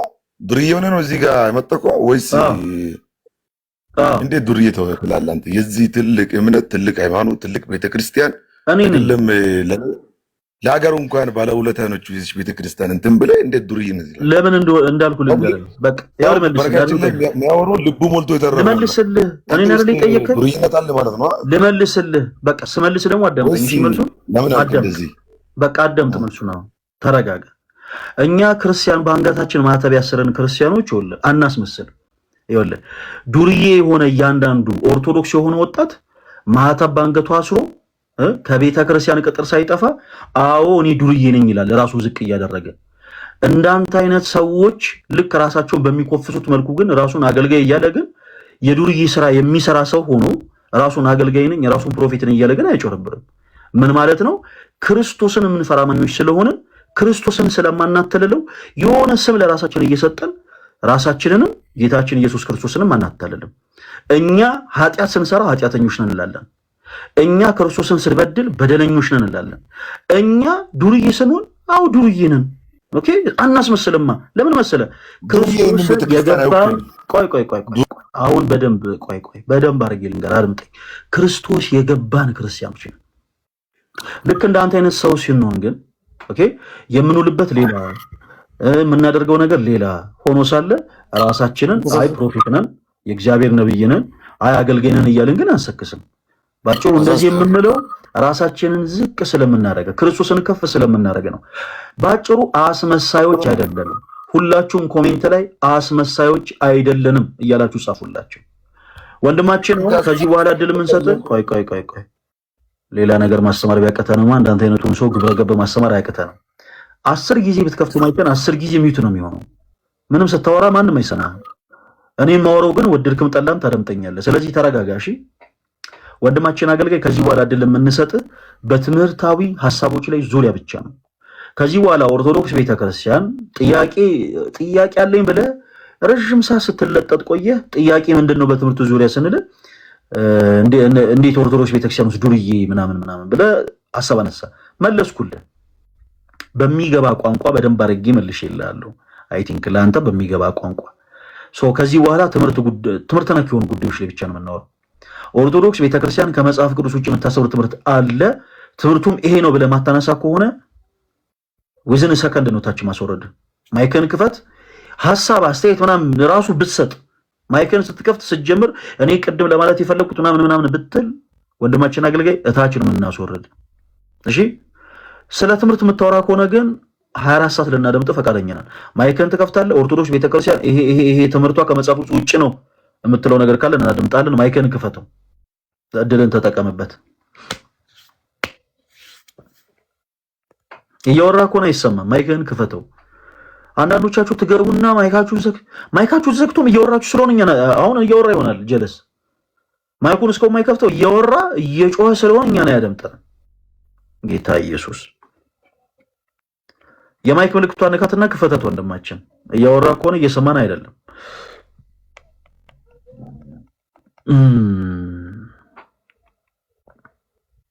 እሺ ታች ወረድ፣ ይበቃል። እኛ አስመሳዮች አይደለንም አባቴ፣ አስመሳይ አይደለንም። ደስ ይለኛል። እኔ አሁን ጥምቀት ምናምን ሲመጣ የታችሁ ታውቃላችሁ፣ ቤተክርስቲያን ውስጥ እያንዳንዱ በቃ እኔ ዱርዬ ነኝ፣ እኔ ኃጢአተኛ ነኝ፣ እኔ በደለኛ ነኝ የሚል ሰው አጠቃላይ ከአንገቱ ማህተብ ሳይለይ መስቀሉን እንዳደረገ ቤተክርስቲያን ቅጥር ግቢ መጥቶ አባቱ ክርስቶስን ያገለግላል። ምንድነው ስትለው ራሱን ዝቅ አድርጎ ዱርዬ ነኝ ይላል። እየታበየ እኮ አይደለም። በዚህ አጋጣሚ እውነት በጣም ኦርቶዶክሳዊ ወንድሞቻችን እናንተ ክብር ይገባቸዋል። ገብቷቸዋል። የሆነ ምንድነው አባቶቹም ማስመሰያዎች አይደሉ፣ እሱም ማስመሰል ሊሆን አይችልም። አያቸው ኦርቶዶክስ የሆነ ወጣት እና ራሱን ዝቅ አድርጎ ዱርዬ ነኝ ይላቸዋል። ዱርዬ ነኝ። በጣም የሚገርማችሁ ነገር አንዳንድ ጊዜ የሆኑ በአንገታቸው ማተብ ያሰሩ ኦርቶዶክሳውያንን መጠጥ ሲጠጡ ምናምን ቪዲዮ ቀርጸው የሚፖስቱ ሰዎች በጣም አብዛኞቹ ፕሮቴስታንት የሆኑ አገልጋዮች ራሳቸው ልክ እንደዘርገው የሚፖስቱ ራሳቸው መጠጥ የሚጠጡ ሰዎች ናቸው።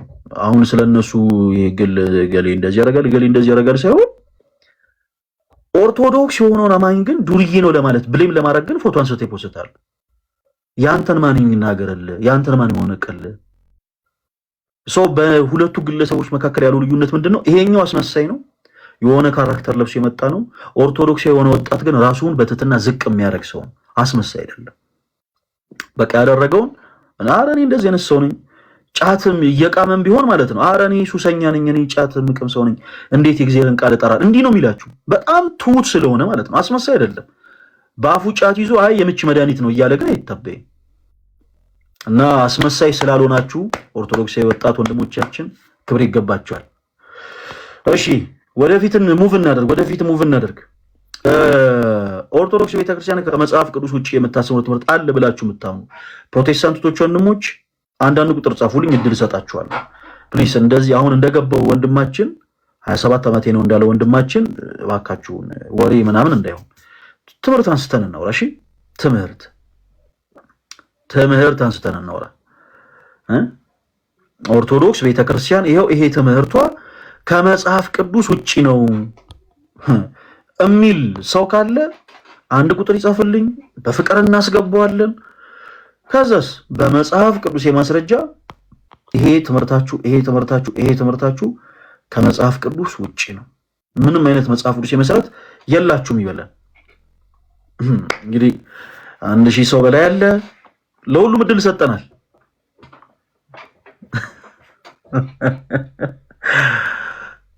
አንድ ቁጥር ብቻ መጻፍ ነው፣ እናስገባቸዋለን።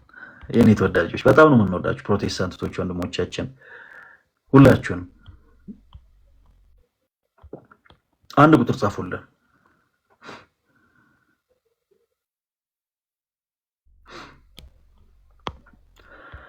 አንፈራጾ ሰብአ ሰገል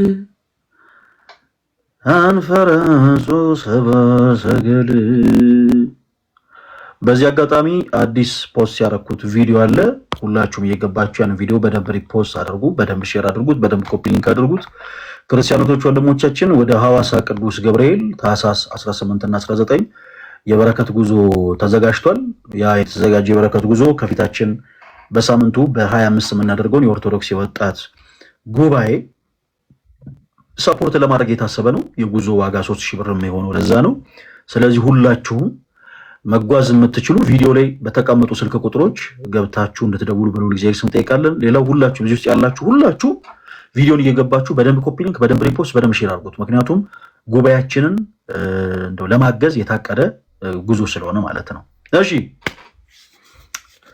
ኦርቶዶክስ ቤተክርስቲያን ከመጽሐፍ ቅዱስ ውጪ የምታስተምረው ትምህርት አለ ብለህ የምታምን ፕሮቴስታንት ወንድሜ፣ አለ ብለሽ የምታምኚ ፕሮቴስታንት እህቴ ለእናንተ እድል እንሰጣለን። በመጽሐፍ ቅዱሳዊ ማስረጃ በምን አልኳችሁ? በመጽሐፍ ውስጥ ማስረጃ ይሄ ትምህርት ከመጽሐፍ ቅዱስ ውጪ ነው ብላችሁ ያው እንድትሞግቱ እድል ሰጥተናል። አንዳንድ ቁጥር ጻፉ ካላችሁ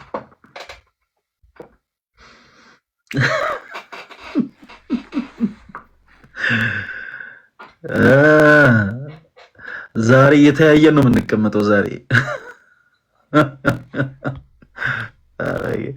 እኔ ኮሜንት ላይ ያላችሁ ሰዎች በጣም የምታስቁኝ።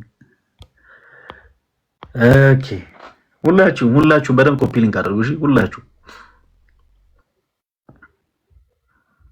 እኔ ከፍላለሁ ግቡ ይላል ከታች።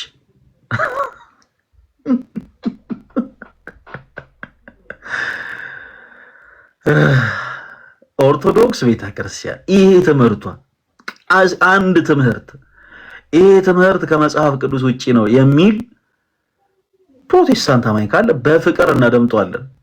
ብቻ መጽሐፍ ቅዱሴ መሰረት ይኖራችሁ። አሁን ማንስማማውና ማንደማመጠው በምንድን ነው? መጽሐፍ ቅዱሳዊ ማስረጃ ሳይኖራችሁ ኦርቶዶክስ ቤተክርስቲያን ይሄ ትምህርቷ እንዲህ ነው ለማለት የምትሞክሩ ከሆነ ብቻ ነው። ለሁላችሁም ይሄው ኢንቫይት እያላኩ ነው። አንዳንድ ቁጥር ምጽፉ ለሁላችሁም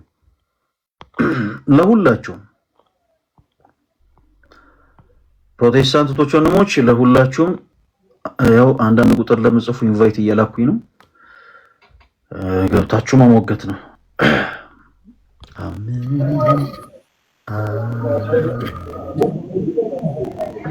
እሺ ወንዴክስ ነው የሚለው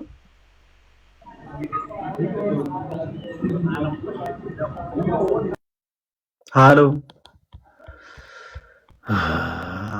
ምንድን ነው ሃሎ ብላችሁ ግን የምትወጡ ሰዎች? አንዳንዴ የስልክ ጥሪ የሚመስላችሁ ሰዎች ምን እሺ ነው? አንዳንድ ሰው ገብቶ ምናምን ሄሎ አንዳንዴ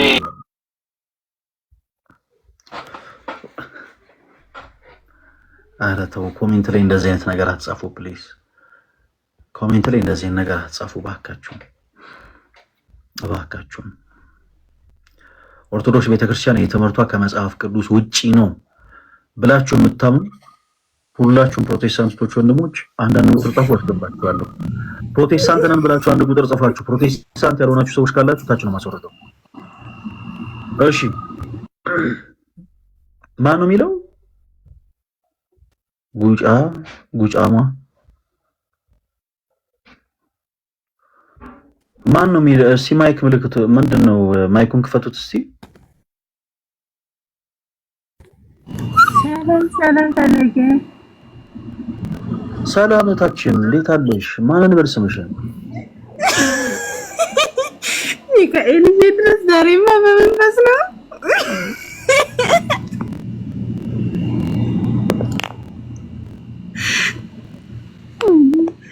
እውነት እኔ ነኝ የገባት ዘጋ ሚካኤል ድረስ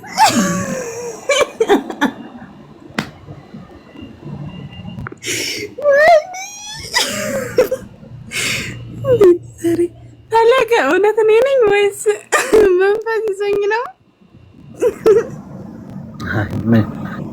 ሁለታችሁም ናቸው።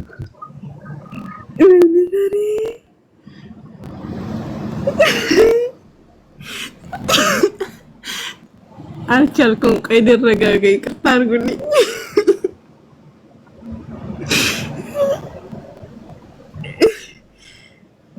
ገብርኤል አባቴ ከስንት ድካም በኋላ ፈለገ። እውነቴን ነው የምልሽ፣ ስንት እንደደከምኩ ብታውቅ። ወይኔ ዛሬ ይኸውልህ ፈለገ፣ እኔ ማለት ነው አንድ ጥያቄ አለኝ። እኔ ባይ ዘ ዌይ የኦርቶዶክስ ልጅ ነኝ ማለት ነው። አንተ ጴንጤዎች ላይክ አንዳንድ ቁጥር ጻፉ እንዳስገባችሁ አልክ። ላኪን ግን እኔ ኦርቶዶክስ ነኝ።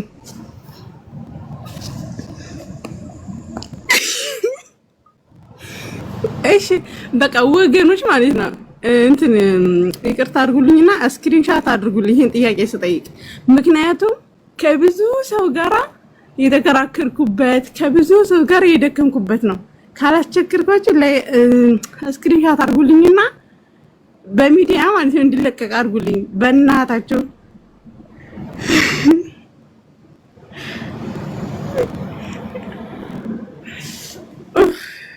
እሺ ፈለገ ጥያቄውን ልጠይቅ። አዎ ማን እንደሆነ እኮ ስምሽን ሳትነግሪኝ ጉንጫሟ ነው የሚለው ጉንጫሟ ነኝ ነው የሚለው የአባቷ መርኮኛ እዮ ነው። እሺ ጉንጫሟ ታችን ደህና ነሽ? እንዴት ነሽ? እግዚአብሔር ይመስገን። እንዴት ነህ? እግዚአብሔር ይመስገን ታችን። እሺ ምንድን ነበረ ጥያቄሽ?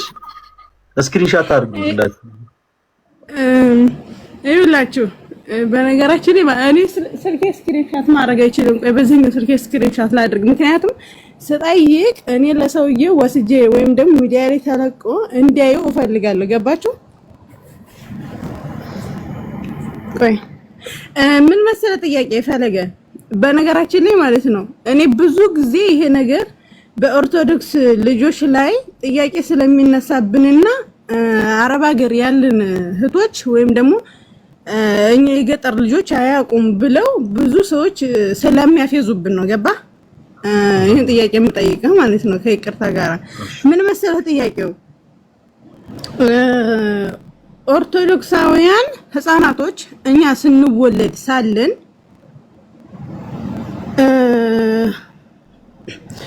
ቆይ አንድ ጊዜ ወይኔ እስካሁን ድረስ መረጋጋት አልቻልኩም። ታውቃለህ ፈለገው እውነቴን እኔ በአካል አልመሰለኝም መንፈስ ነው መሰለኝ። ገና ከእንቅልፌ መነሳቴ ነው በይዘው ደግሞ ማለት ነው። እና ኦርቶዶክሶች ሲወለዱ ህፃናት ሆነው ሳይጠመቁ በፊት ሙስሊም ናቸው። ብዙዎቹ ጥያቄ ነው። እኔ ደግሞ ስንወለድም ሳንወለድም ክርስቲያን ነን፣ ኦርቶዶክስ ነን። ምክንያቱም ጥምቀት የመጣው ከድሮ ነው ከአሁን ነው ማለት ነው። ልጅ እያለን ክርስቶስ በደም ነበር የሚያጸምቀን ጥምቀት ሳይፈጠር በፊት ብዬ ተከራከርኳቸው። እነሱ ግን መጽሐፍ ቅዱሳዊ ወይም ደግሞ መንፈሳዊ ያልሆነ ነገር ሳይጠቅሱ ይከራከሩኛል። እኔ ግን ለምሳሌ ክርስቶስን ምሳሌ አድርጌ ስነግራቸው ሁሉም ሰው ሲያፌዙብኝ ነበረ እና ለዚህ ጥያቄ ከነ ማስረጃው አድርገህ እኔ ንገረኝና ለሰዎቹ ሄጄ አስረዳቸዋለሁ ማለት ነው። ደግሞ ስክሪንሻት አድርጉልኝ። እኔ ደግሞ ማይክ ይዛለሁ። እሺ ታችን በመጀመሪያ እንኳን ደህና መጣሽ። ያው ታች ያላችሁ ሰዎች ወንድሞች ከአክብሮት ከፍቅር ያው በተደረገው ነገር ስለሆነ ሁላችሁም አደራ እንዳታዝኑባት። በእስልምና ዙሪያ ላይ በጣም ብዙ ጥያቄዎች ይነሳሉ። እርግጥ ነው በዚህ ጉዳይ ላይ ዮሐዴ እንደው በደንብ ሰፊ መልስ ይሰጥሻል።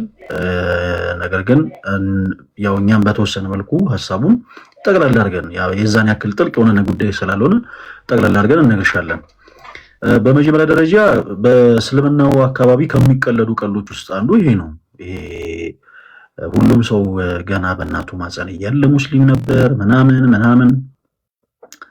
በነገራችን ላይ እኔም ገና በእናቴ ማፀን ስወለድ እንትን ነበርኩ ምናምን ብለው የሚጃጀሉ በጣም ብዙ ሰዎች አሉ። ልክ እንደ ፍቅር ሲዝም አይነት አካሄድ ማለት ነው። ሰዎች ግን በአንደበቶቻቸው እንዲህ ስላሉ በዚህ አጋጣሚ ክርስቲያኖች ወንድሞች በቃ ከንፈራችሁ ልትመጡላቸው ነው የሚገባው። የሆነ ብዙ የሚያስረብሽ ነገር አለ። ለምሳሌ አንድ ሰው መጥቶ ዮሐዴን አንተ ህንዳዊ ነህ ስላለው ዮሐድ ህንዳዊ አይሆንም። ህንዳዊ ለመባል የሚያስፈልጉ የሆኑ አንዳንድ ክራይቴሪያዎች አሉ። ያንን ያሟላ ሰው ነው ህንዳዊ ሊባል የሚችለው። ሰው አንድ ሰው መጥቶ ግግም ብሎ በቃ አንተ ነህ ስላለ ይሆናል ማለት አይደለም። አንድ ፕሮቴስታንት ወንድማችን አስገብተን አንተ ሰዶማዊ ነህ ስላልነው ነው ማለት አይደለም። ሰዶማዊ የሚያስብለውን ስራ ከሰራ ነው ሰዶማዊ የሚሆነው።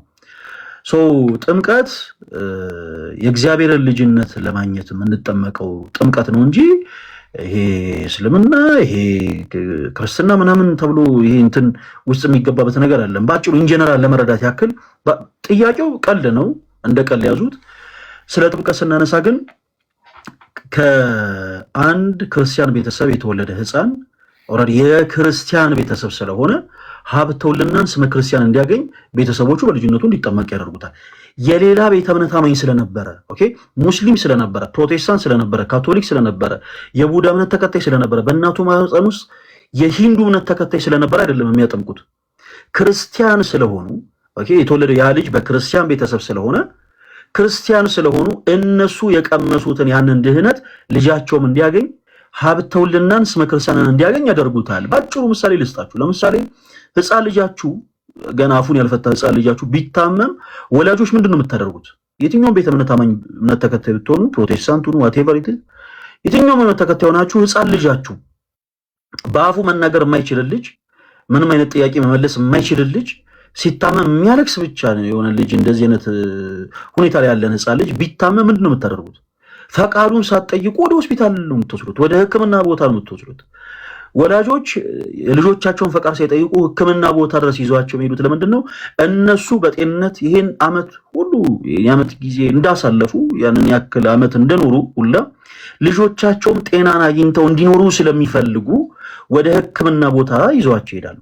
ስለዚህ በክርስቶስ ኢየሱስ ያመኑ ክርስቲያን የሆኑ ቤተሰቦችም ልጆቻቸው እነሱ የቀመቱትን ድህነት እንዲቀምሱ እነሱ የኖሩበትን እውነት እንዲኖሩ ልጆቻቸውን ወደ ቤተክርስቲያን ይዘው ሄደው ያጠምቃሉ።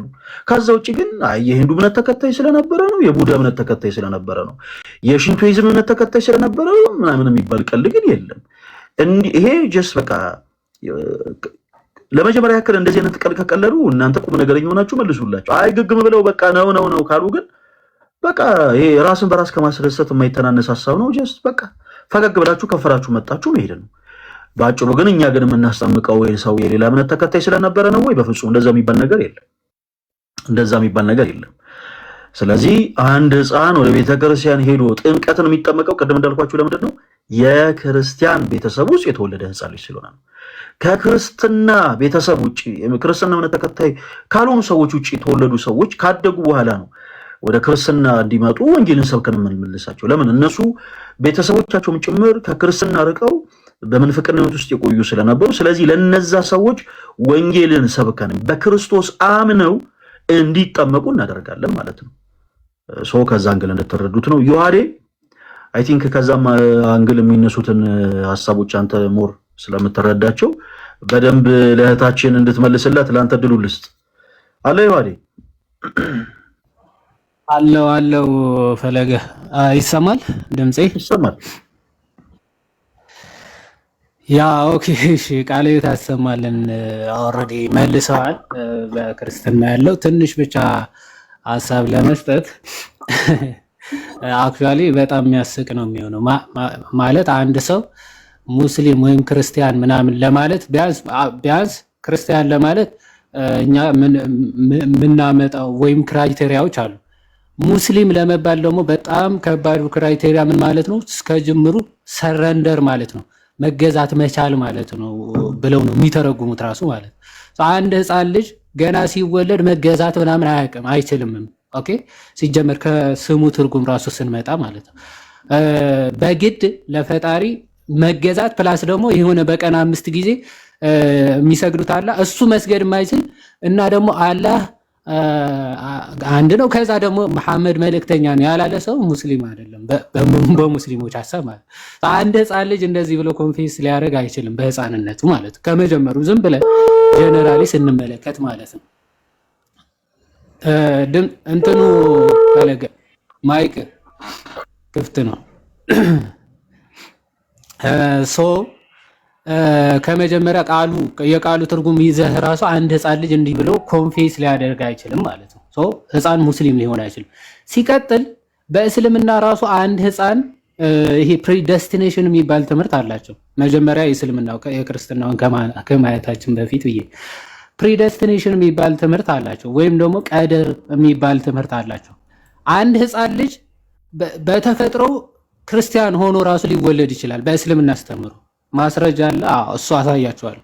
አንድ ህፃን ልጅ ሲወለድ ራሱ ከመጀመሪያ ሲፈጠር ጀምሮ ክርስቲያን ሆኖ ሊፈጠር ይችላል በእስልምና አስተምሮ።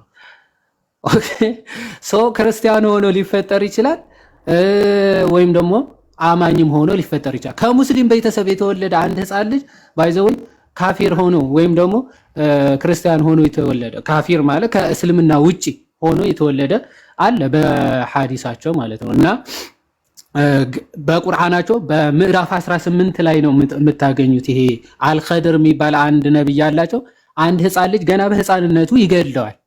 እና ለምንድን የገደልከው ሲባል ያው ይሄ ሰውዬ ሲፈጠር ጀምሮ ገና ከህፃንነቱ ጀምሮ ካፊር ወይም ደግሞ ሙስሊም ያልሆነ ከእስልምና ውጪ ያለ እምነት ውስጥ ስለነበረ ነው የገደልኩት ይላል። ሶ ከእስልምና ውጪ ሆነው ይወለዳሉ ማለት ነው በእስልምና አስተምሮ ራሱ። ሶ አንድ ህፃን ልጅ ሲወለድ ራሱ ሙስሊም ነው ብለው የሚነግሯቸው ራሳቸውን ለማጽናናት ወይም ደግሞ ሰዎችን ለመሸወድ ነው የሚሆነው ማለት ነው። ሰዎችን ለመሸወድ ወይም ደግሞ ራሳቸውን ለማጽናናት ነው የሚሆነው። ሶ መሐመድ ራሱ ምን ብለዋል? ህፃናት ገና በአባታቸው ወገብ እያሉ ነው ወይ ሙስሊም ወይም ደግሞ ክርስቲያን ወይም ኤቲስት ምናምን ሆነው እንዲወለዱ የሚያደርጋቸው ገና በእናታቸው በአባታቸው ወገብ እንደዛ እያሉ ነው በእንደዚህ አይነት ስቴት ውስጥ እንዲሆኑ የሚያደርጋቸው። እና አንድ ህፃን ልጅ ራሱ ሲሞት አሁን በእነሱ አረዳድ አንድ ህፃን ልጅ ከሞተ ወዴት ነው የሚገባው ማለት ነው? ሙስሊም ከሆነ ወደ ጀነት ነው ማለት ነው አይደል? ግን መሐመድ ምን ብሎ እንደተናገረ አንዴ ልክፈትና ላሳያችሁ።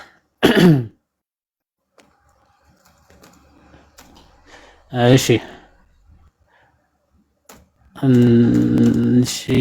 for this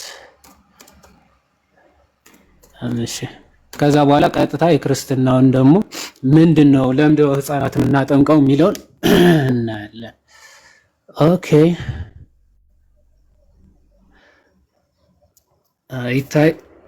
ይታያል። ኦኬ ቆይ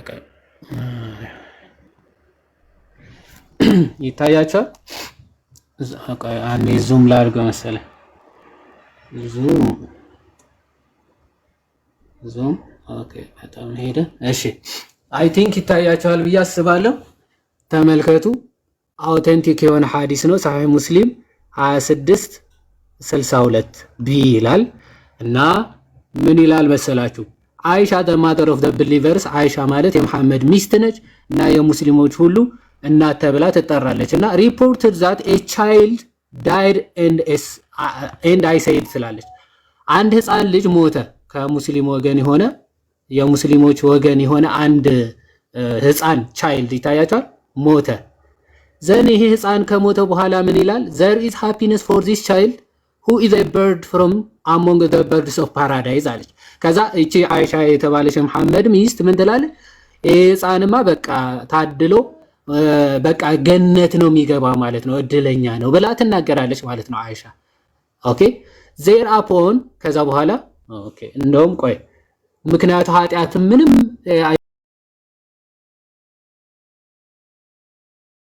አይጋጭብኝም። አንተ የመጽሐፍ ቅዱስ ዕውቀቱ ነበረ ከዛ ሄደ ነው የመዘንካት ቸርቿ አይደለም። እንግዲህ የመጽሐፍ ቅዱስ ዕውቀት አለኝ ማለት አልችልም። የምማረው ነገር ግን ከመጽሐፍ ቅዱስ ዕውቀት ከሌለ ትክክል ይሁን አይሁን በምን አወቅህ ታዲያ? መጽሐፉ በእጅህ አለ። አሁን እኮ የዋዴ የገባሁት ጥያቄ እሺ ኤኒዌይስ እንደውና እንደው በጣም ስለሚገርም ነው አንዳንዴ ሳየው ትምህርታቸው ምናምን እንደዛ ሆኖ ስለተሰማኝ ሄጄ ህብረት አደረኩ ብላችሁ ነው የምትናገሩትና መዛኞቹ እናንተ ናችሁ። ትምህርቱ ከየት እንዳመገኛችሁ አታውቁ ምናምን ግን ሚዛን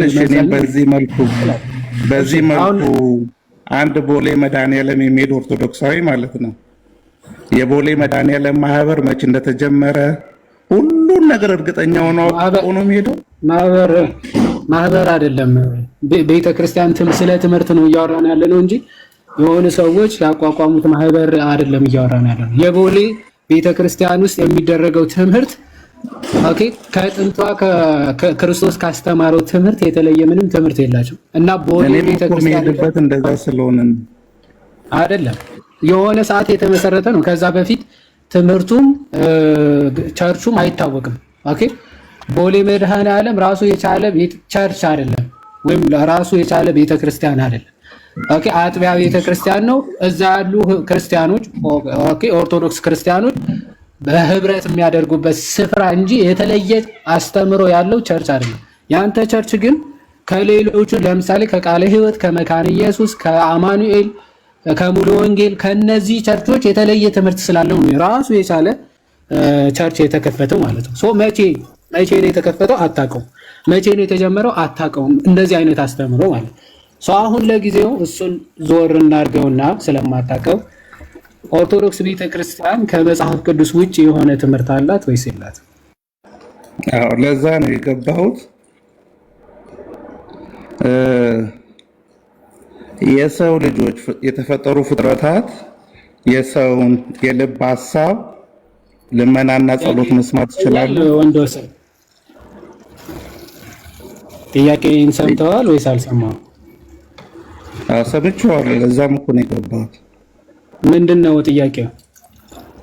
ጥያቄው አንተ የጠየቀኝ ጥያቄ የኦርቶዶክስ ቤተክርስቲያን የምትከተለው መጽሐፍ ቅዱሳዊ ያልሆነ ሐሳብ ትምህርት አለ ወይስ የለም ብዬ ነው የጠየቅኩህ አይደል?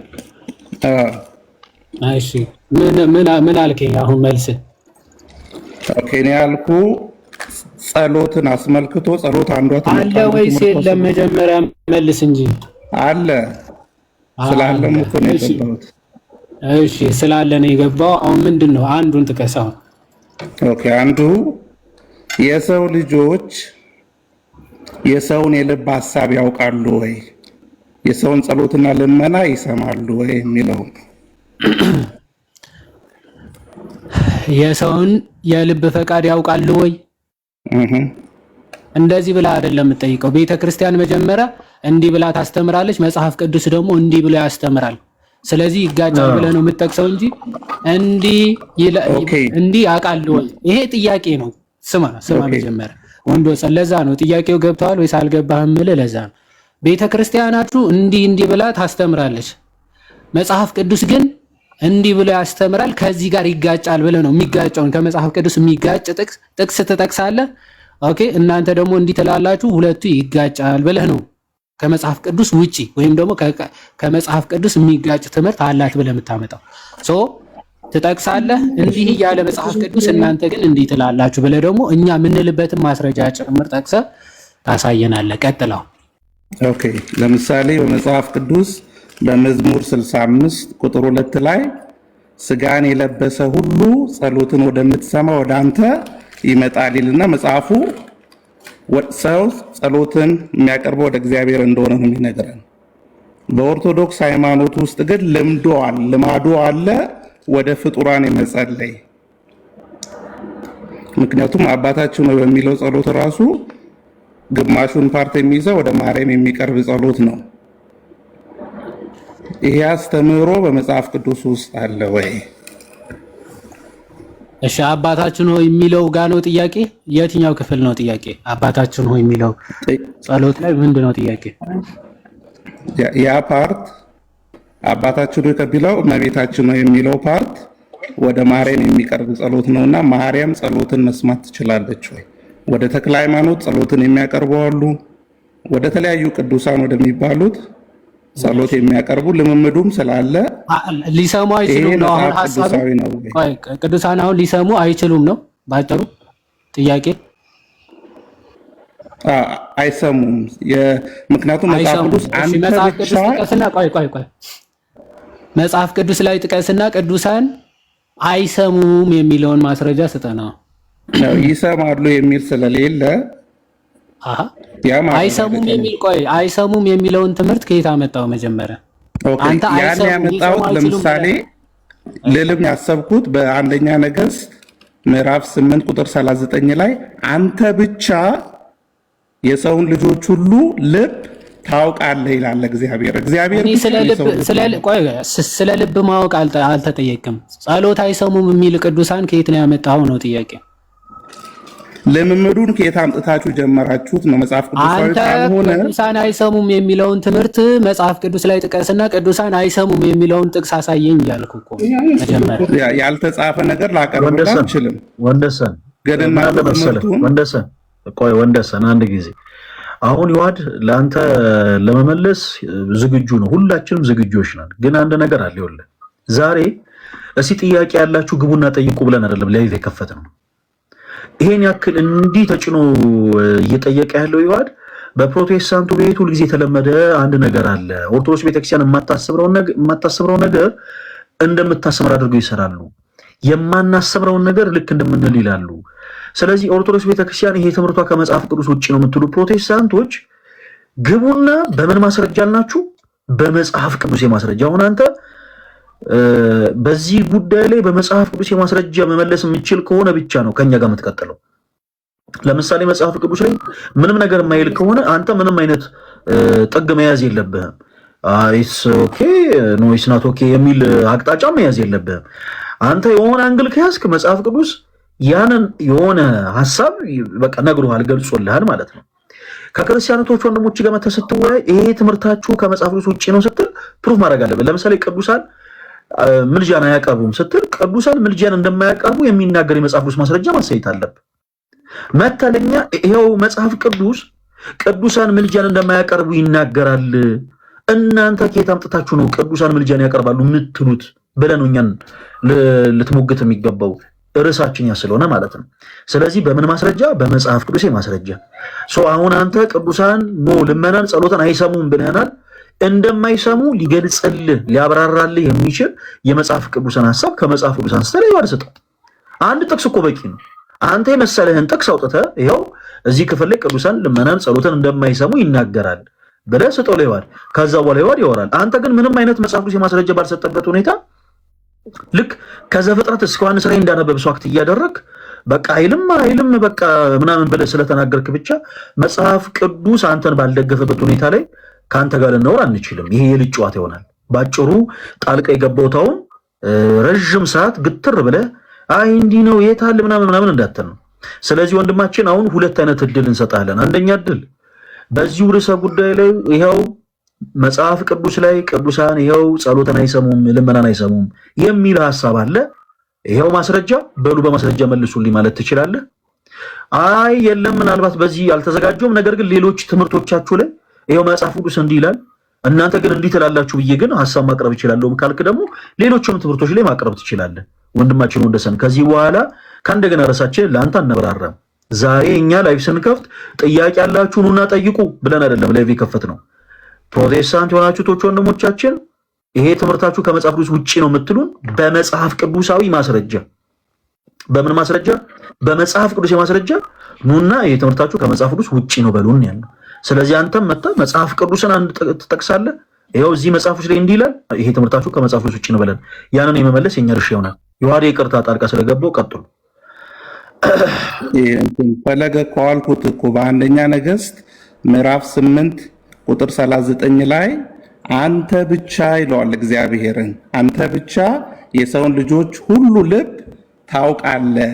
የሰውን የልብ ሐሳብ የሚያውቅ እግዚአብሔር ብቻ ነው። ማንም ፍጥረት የሰውን የልብ ሐሳብ ሊያውቅ አይችልም። የማንንም ልመና ማንም ሊሰማ አይችልም።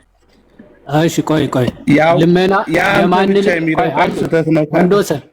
ወንዶሰን አሁን የሰውን ልብ ያውቃሉ አያውቁም አይደለም ጥያቄ አይደለ? የሰውን ልብ ያውቃሉ ከሆነ አንድ ጉዳይ ነው። የሰውን ልመና ወይም ደግሞ ሰዎች የሚያቀርቡትን ጸሎት ሊሰሙ ይችላሉ ወይስ አይችሉም ሌላ ጉዳይ ነው። ስለዚህ አሁን የሰው ልብን ያውቃሉ ብለን አስተምረን ከሆነ ማስረጃውን ተጠቅስና ኦኬ ቅዱሳን የሰውን ልብ ሁሉ መርምረው ያውቃሉ ብላችሁ ታስተምራላችሁ ብለህ ትጠቅሳለህ። መጽሐፍ ቅዱስ እንዲህ ብሎ እየተናገረ ትላለህ። አትደረብ፣ ቆይ ሐሳቤን ስማ። ሲቀጥል ልመና መስማት ከሆነ ግን ልመና ሊሰሙ አይችሉም ቅዱሳን እያለ መጽሐፍ ቅዱስ እናንተ ግን ይሰማሉ ብላችሁ ትናገራላችሁ ብላል። ስለዚህ ሊሰሙ አይችሉም ያልከው የመጽሐፍ ቅዱስ ጥቅስ አሁን ካለ ጥቀሰዋ። ኦኬ እኔም አንተም እንደምናውቅ እኔም በኦርቶዶክስ ቤት ውስጥ አልፍ ያለው ከልብ በአንደበታችን እንኳን ቃላት ሳይወጡ በልባችን የምንጸልየው ጸሎት አለ። ለምን አለፍ ካልተባልክም አሁን ቅዱሳን ጸሎትን ሊሰሙ አይችሉም ያልከውን መጀመሪያ ማስረጃ አምጣ። አለህ የለም? ምክንያቱም ይሰማሉ የሚል ጥቅስ ስለሌለ ነው። ይሰማሉ የሚል ጥቅስ በሌለበት እንዴት ነው አንተ ጥቅስ ከሌለ የለም ይሰማሉም አይሰማም ብዬ መናገር አይችልም። መጽሐፍ ቅዱስ ምንም ስላልተናገረ ነው ማለት ያለብኝ እኮ። አስተምሮውንም መገንባት የለብህማ በቤተ አንዴ ቆይ አንተ ሲጀመር መጽሐፍ ቅዱስ ብቻ የሚል ትምህርት ስለሆነ ያለ እኔ እንዳንተ መጽሐፍ ቅዱስ ብቻ የሚለውን ትምህርት አይደለም የምቀበለው። ስለዚህ መጀመሪያ አዳምጥ። መጽሐፍ ቅዱስ የማይል ከሆነ ዝም ነው ማለት ያለብህ። ቅዱሳን አያማልዱም ካላለህ በስተቀር አንተ እንደ ትምህርት አድርገህ ነው የያዝከው። ማለት ትምህርት አድርገህ ይዘዋል ማለት ቅዱሳን ሊሰሙ አይችሉም ብለህ ነው እየተናገርክ ያለው እንጂ ቅዱሳን ሊሰሙም ላይሰሙም ይችላሉ። ምክንያቱም መጽሐፍ ቅዱስ ምንም አላለም። ዝም ባለበት ዝም ነው ምለው ነው ማለት የነበረብህ። አሁን ግን ምንድነው ያልከው? ቅዱሳን አይሰሙም ነው ያልከው። አይሰሙም የሚለውን ማስረጃ አምጣ። አንድ የመጨረሻ እድል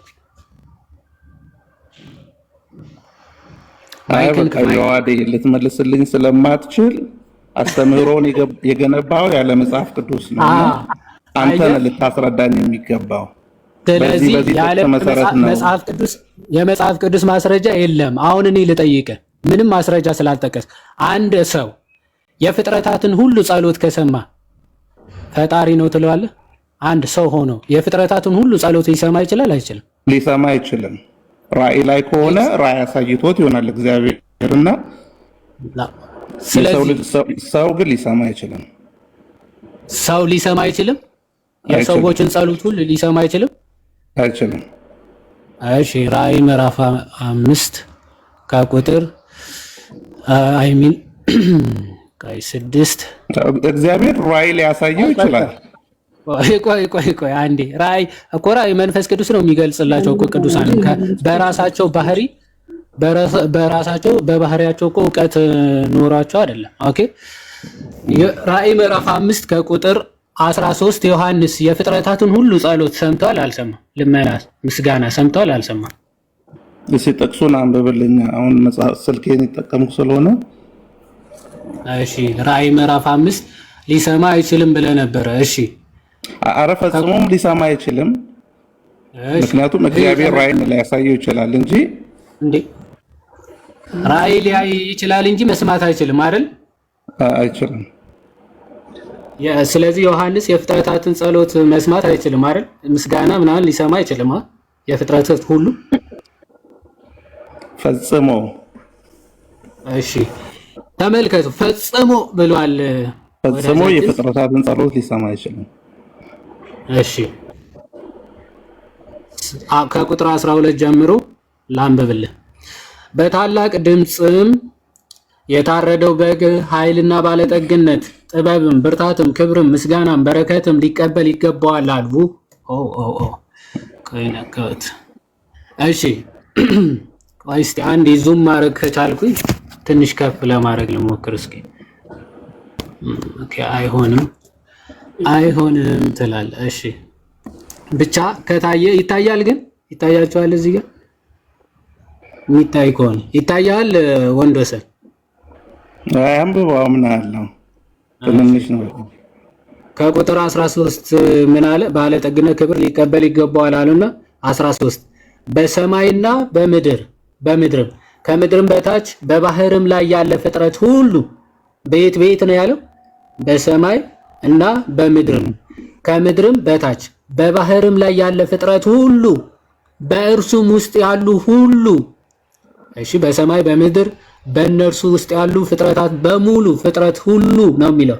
በእርሱም ውስጥ ያሉ ሁሉ በረከትና ክብር ምስጋናም ኃይልም ከዘላለም እስከ ዘላለም በዙፋኑ ላይ ለተቀመጠው ለበጉ ይሁን ሲሉ ሰማሁ።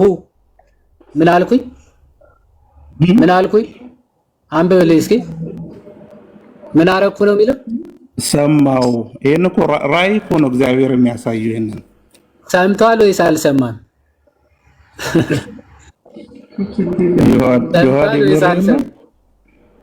አንተ ራሱ የምርን ነው ሊሰማ አይችልም ብለህ ነበር። ሰምቷል ወይስ አልሰማም? ሰማው ነው የሚለው እኮ። ይሄን እኮ በራእይ እኮ እግዚአብሔር የሚያሳየው ነው። ሰምቷል ወይስ አልሰማም? በምንድን ነው የሰማው? አይደለም ጥያቄው። ሰምቷል ወይስ አልሰማም? በራእይ ሰምቷል። ሙሉ ማድረግ አለብኝ። ሊሰማ አይችልም ብለሃል አላልክም? አይሰማም፣ ሊሰማም አይችልም እኮ ሰምቷል አልሰማም? በራእይ እግዚአብሔር ያሳያል። ቆይ ሰምቷል ወይስ አልሰማም? በራእይ ሰምቷል። ዮሐንስ ሰምቷል ወይስ አልሰማም? የፍጥረታት ሁሉ ምስጋና ሰምቷል አልሰማም? ራእይ የምትለዋን እንትን እንድቆርጠው ነው የምትፈልገው? አስገባው፣ ችግር እንደሰማ ነገር። ራእይ ማለት እግዚአብሔር ገልጾለት ማለት ነው አይደል? በራእይ አሳየው እግዚአብሔር። ስለዚህ የፍጥረታትን ሁሉ ጸሎት ግን ሰምቷል አልሰማም ነው ጥያቄ።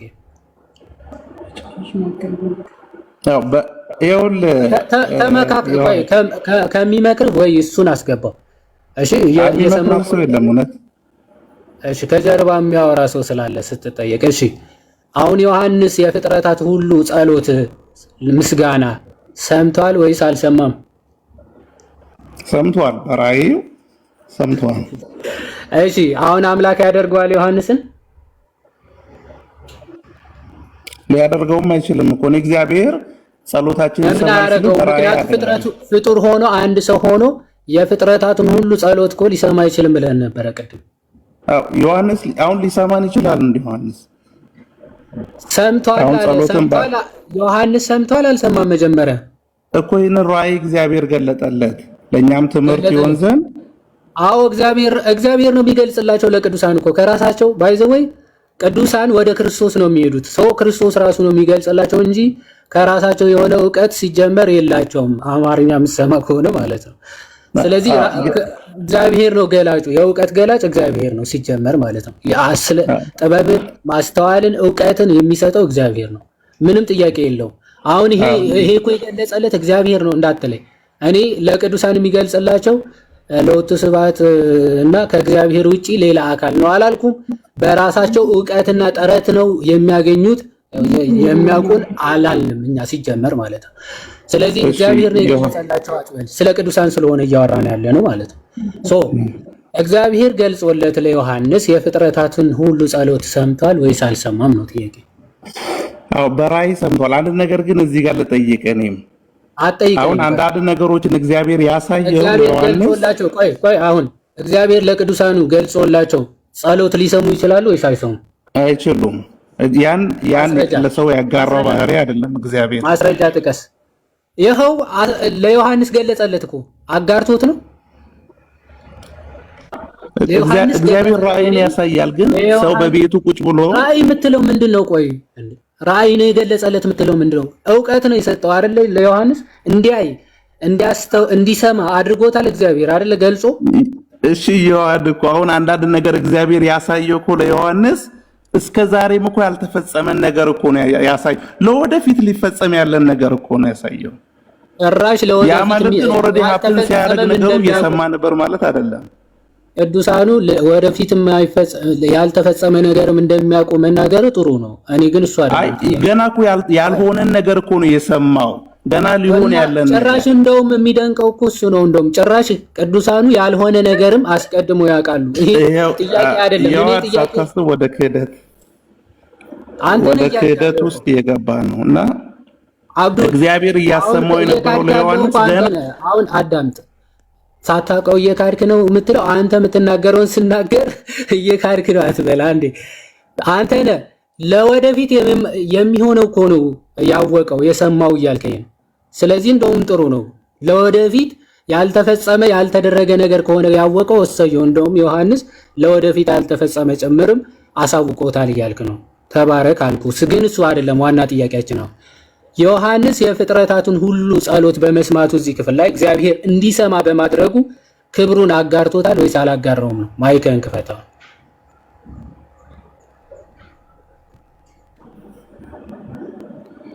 እግዚአብሔር ራእይን ገልጦለታል። ሊሆን ያለውንም የሚሆነውን ነው እግዚአብሔር ያሳየው። እየሆነም ያለውን ወደፊትም ሊሆን ያለውን ነገር አሳይቶታል። እኔ ምን አማርኛ ያ ማለት ግን ዮሐንስ ወንዶሰን አንዴ አማርኛ ትሰማለህ አይደል? ጥያቄ ምን አሳየው አይደለም። ቅድም ምን አልከኝ? እግዚአብሔር ለቅዱሳኑ ኦኬ የእኛን ጸሎት ወይም የእኛን ልመና እንዲሰሙ ማድረግ ይችላል ወይስ አይችልም ብዬ ስጠይቅ በፍጹም አይችልም፣ ምክንያቱ ባህሪውን ማጋራት ስለሚሆንበት አልክ።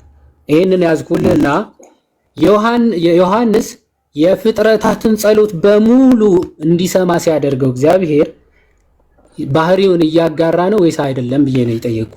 እሱን ነው የምትመልስልኝ።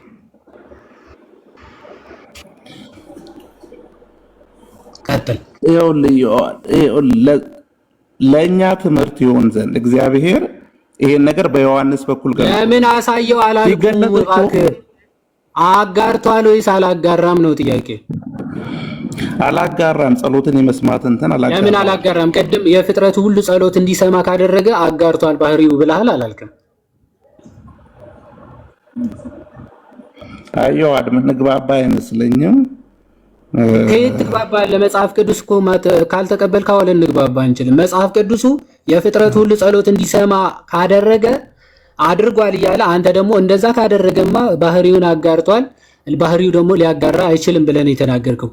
አሁን እግዚአብሔር ለዮሐንስ የፍጥረታትን ጸሎት እንዲሰማ በማድረጉ ባህሪውን ወይም ደግሞ መመለኩን ለዮሐንስ አጋርቷል ይባላል ወይስ አይባልም?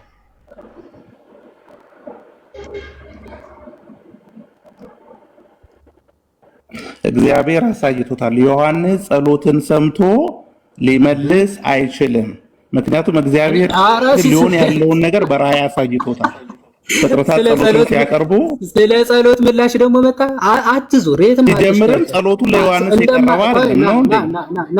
እዚህ ጋር ጸሎቱ ወደ ዮሐንስ የሚቀርብ ና ወደ ማን ቀረበ አይደለም ጥያቄው። አሁን ጸሎት ሊሰሙ ይችላሉ አይችሉም? ሲጀምርም ጸሎቱ ወደ ዮሐንስ የቀረበ አይደለም ነው የሚያወራው።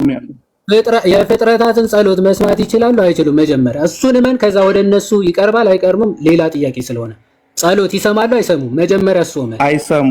አይሰሙም። እግዚአብሔር ግን በራእይ ቆይ ሰምቷል አልሰማም? ይሄ ሊሆን ያለውን ነገር በራእይ አሳይቶታል። የፍጥረታትን ጸሎት ሰምቷል ወይስ አልሰማም? አይ ሳይሆን ወንዶስ መጽሐፉን የምትቀበል ከሆነ ያው በሰማይና በምድር ስማ፣ በሰማይና በምድር ለእግዚአብሔር ቃል ለቤተ እምነት ሳይሆን ለእግዚአብሔር ቃል መጽሐፍ ቅዱስ ሲነበብም ቆይ እና አትረብሽ። መጽሐፍ ቅዱስ ነው እያነበብኩ ያለው። ስማ በደንብ በሰማይና በምድርም ከምድርም በታች በባህርም ያለ ፍጥረት ሁሉ የፍጥረት ሁሉ ጸሎት ወይም ምስጋና ዮሐንስ ሰምቷል ወይስ አልሰማም? ወደ ማን ሲቀርብ ነው የሰማው? እስቲ ወደ ማን ሲቀርብ አይደለም ጥያቄው።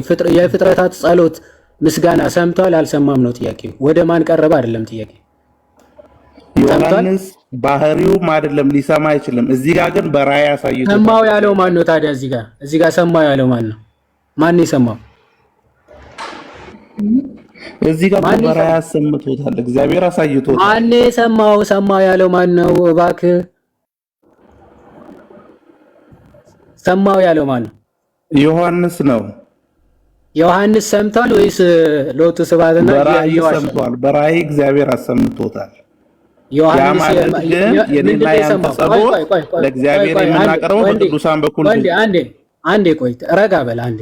አሁን እችን ፓርት እነዚህን ፓርቶች ብቻ እንዲሰሙ አደርጋቸዋለሁ፣ እነዚህ ነገሮች ግን እንዲሰሙ አላደርጋቸውም የሚል የመጽሐፍ ቅዱስ ጥቅስ ታመጣለህ። የአንተ ክራይቴሪያ ስለማንቀበል ማለት ነው።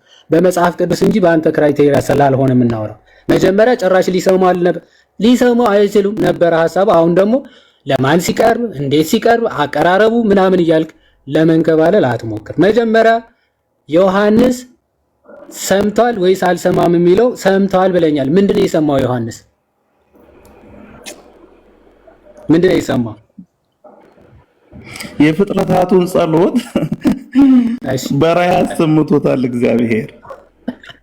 ጎበዝ። ያ ማለት ግን ዮሐንስ የፍጥረታቱን ጸሎት ሰማል። አሪፍ ነው የመለስከው። የፍጥረታቱ ጸሎት በራእይ እግዚአብሔር ለዮሐንስ አሰምቶታል። ተባረክ። አሁን ዮሐንስ ይሄን ለኛ ግልጽ ይሆን ዘንድ ነው። ይሄንን እኛ እንማር ዘንድ ነው ዮሐንስ የጻፈው። እግዚአብሔር ለዮሐንስ የገለጠው ዛሬ ላይ ያለን ክርስቲያኖች ይሄንን እናውቅ ዘንድ ነው። እግዚአብሔር ለቅዱሳኑ ይህን ያክል ምስጋና ሲያቀርቡ ሊገልጽላቸው የፍጥረታትን በሙሉ እግዚአብሔር እኮ ለኔና ለአንተ እየገለጸልን እኮ ነው። ተደርበህ አታውራ። አሁን ይሄ ለኛ ተጽፎ ተቀምጧል። ተደርበኝ አታውራ። አንዴ ይሄንን እንድንማርበት ተጽፏል አልክ፣ ግን አንተ አልማርም ብለህ እያስቸገርክ ነው። አዎ እንድትማር ነው የተጻፈው። ስማ እግዚአብሔር ገልጾ ለቅዱሳኑ የፍጥረታትን ምስጋና ሊሰሙ ማድረግ እንደሚችል አሳይቷል። ኦኬ እኔ አሳየው። አንተ ደግሞ በአንጻሩ ሊሰሙ አይችሉም የሚል አንድ ጥቅስ እንኳን አምጣ ተብለህ ልታመጣ አልቻልክም። አየህ፣ ልታመጣ ለናሙና እንኳን ማለት ልታመጣ እግዚአብሔር እንማርበት ዘንድ ከሆነ በአሕዛብም መካከል ለአሕዛብም ራእይን ይሰጣል። ለምሳሌ በዳንኤል ምዕራፍ 2 ላይ እንደምናየው ያ ሰው ቅዱስ ሆኖ አይደለም ስለ መጨረሻው ዘመን ራእይን ያየው። ጭራሽ ቅዱሳን ያልሆኑም ሁሉ የፍጥረታቱን ሁሉ ምስጋና ይሰማሉ ነው ያንተ ምስጋና ብቻ ሳይሆን እግዚአብሔር ሊገልጥ ያሰበውን ነገር በአማኝም ብቻ አይደለም በማንም በኩል ራእይን ሰጥቶ ይገልጣል። ስለዚህ አንተ ለቅዱሳኑ ያ ማለት የነሱ ብቃት ነው ማለት አይደለም። አንዴ ወንዴ በጣም የሚገርመኝ የፕሮ ጸባይ ተመልከቱ። ቅድም እኮ ጭራሽ ሊሰሙ አይችሉም ብሎ ሲከራከረን ነበር። አሁን ጭራሽ እንኳን ቅዱሳኑ ይቅርና በማያምኑት ራሱ ሊገልጽላቸው ይችላል። ምን ይሆንክ ነው ወንዴ? ሊሰሙ አይችሉም ብለህ ስትከራከር ቆይታ አሁን አሕዛብም ራሱ ሊሰሙ ይችላሉ ብለህ እየተከራከርከኝ ነው። እንደዛ ነው እንደዛ ነው። እኔ ስለ እግዚአብሔር ስራ ነው ስለ እግዚአብሔር አሰራር ነው ማወራ ያለው። እግዚአብሔር በሰው በኩል አንድ ነገር ሲሰራ አንተ የዛ ሰው ብቃት ነው ብለህ መያዝ የለብህም። እኔ ማን ነው እስቲ የቅዱሳኖች ቆይ ቅዱሳኖች እግዚአብሔር በአንተ በኩል ታላቅ ስራ ሊሰራ ይችላል። ያ ግን እኔ ታላቅ ስራ አንድ የሚዩት አድርግ እባክህ። አሁን መውጫ ቀዳዳ ሲጠፋባችሁ በራሳቸው ብቃት ደግሞ ማለት ጀመረ። እዩ እንዴ አንዳንዴ እንደ ሙስሊም አትሆኑ እንጂ ብራዘር፣ በራሳቸው ብቃት ነው ቅዱሳኖቹ የሚሰሙት። ያለ ማን ነው እንደዛ ያለ? መጀመሪያ ጭራሽ ሊሰሙ አይችሉም ነበር። አሁን ደግሞ በራሳቸው ብቃት ሊሰሙ አይችሉም ሆነ። አዎ ይሄ እንስማማለን እኛ ክርስቲያኖች። ቅዱሳን በራሳቸው ዕውቀት በራሳቸው ጥበብ ከእግዚአብሔር ተለይቶ ጭራሽ ሊያውቁ አይችሉም። በቃ ከክርስቶስ ጋርም ስለሆኑ ነው። ወደ ዕውቀት ባለቤት ወደ ክርስቶስም ስለሄዱ ነው የኛን ልመና ሊሰሙ ይችላሉ የምንለው ማለት ሊሰሙ ይችላሉ ባይዘው እነሱ ራሳቸው ይፈጽሙታል ማለት አይደለም። ልመና ወደ እግዚአብሔር ነው። ልመናችን ምልጃ ነው ሊያቀርቡ የሚችሉት እነሱ ራሱ ባይዘው ሰምተው ራሳቸው የሚፈጽሙ ሆነው አይደለም። ምንድነው የሚያደርጉት? የኛን የክርስቲያኖቹን ጸሎት ልመና እባክህ ስማው ልመናውን ተቀበለው ማለት ነው የሚችሉት እንጂ እነሱ ራሳቸው የሚፈጽሙ አይደሉም ቅዱሳን። የኛ ትምህርት ያልሆነውን እንዲህ በራሳቸው ጥበብ በራሳቸው ዕውቀት እያላችሁ መመለስ ያቅታችሁ ወደዚህ አይነት ነገር አትሄድ። ባጭሩ ወንድ ወሰን አሁን ቅዱሳኖቹ እግዚአብሔር ገልጾላቸው ያው በራሳቸው እንዳትለይ እግዚአብሔር ራሱ ገልጾላቸው የፍጥረታትን ልመና ሊሰሙ ይችላሉ ወይስ አይችሉም? በዚህ ጥቅስ መሰረት አይችሉም። እዛ ጋር ዮሐንስ አሳይቶታል። ይሄ ዮሐንስ ሰማው ያለው ስህተት ነው፣ አትቀበለውም አንተ ማለት ነው አይደል? አዎ የፍጥረታትን ልመና ጸሎት ሲጀምርም ለዮሐንስ የቀረበ ጸሎት የለም። እዚህ ጋር እኔ ለማን እግዚአብሔር ሲቀርብ ግን ይሄን ራእይ ሰምተዋል፣ አይተዋል። ለምንድነው ሽፍት እናንተ ግን ዳይሬክት ወደ ዮሐንስ ነው ልመናንም ጸሎትን የምታቀርቡት ማለት ነው። ይሄንን ጸሎት ሰምቷል ዮሐንስ አልሰማም። እዚህ ጋር እኮ ዮሐዲ ያሳየው እኮ እግዚአብሔር ልመናና ጸሎቱ ለእግዚአብሔር ሲቀርብ ነው። ዮሐንስ ቆይ ለማን ሲቀርብ አየ እኮ አይደለም ጥያቄው። ለማን ነው? ለዮሐንስ ቀርቧል አልቀረበም እኮ አይደለም ጥያቄው። የፍጥረታት ልመና ግን ሰምቷል ወይስ አልሰማም ነው መጀመሪያ። ዮሐንስ ምን ያላየው ነገር አለ በራእይ ላይ? ምን ያላየው ነገር እኮ አሳይቶታል። ሰምቷል ወይስ አልሰማም? አዎ ልክ ነህ። ሰምቷል ወይስ አልሰማም? አሰምቶታል። ግን ይሄን ሰምቷል ወይስ አልሰማም? በራእይ አሰምቶታል። ሰምቷል ወይስ አልሰማም? የጸሎቱ እየቀረበ ነበር። ጸሎቱ ገና አልቀረበም። ቆይ ሌላ ወሬ አታብራራ። ሰምቷል ወይስ አልሰማም? ቃሉን ተቀበለው እስቲ። ይሄ ምን ይላል? በራእይ አሰምቶታል እኮ በጣም ብዙ ጊዜ አንብበው መጀመሪያ። ሰምቷል ሰማው ነው የሚለው። ማን የሰማው? ዮሐንስ። ዮሐንስ ሰምቷል ወይስ አልሰማም? አሁን መልስ። ሰምቷል፣ በራእይ አይቷል። በዚህ ሜዳ ቆይ የራስ ወሬ ተውና የራስ አርቲኩልት ወሬም ተው። ሰማው ነው የሚለው ዮሐንስ ሰምቷል። በጣም ቴንኪ። ዮሐንስ የሰማውን የፍጥረታት ሁሉ ጸሎት ለሌሎቹ ቅዱሳን እግዚአብሔር ሊገልጽላቸው ይችላል ወይስ አይችልም?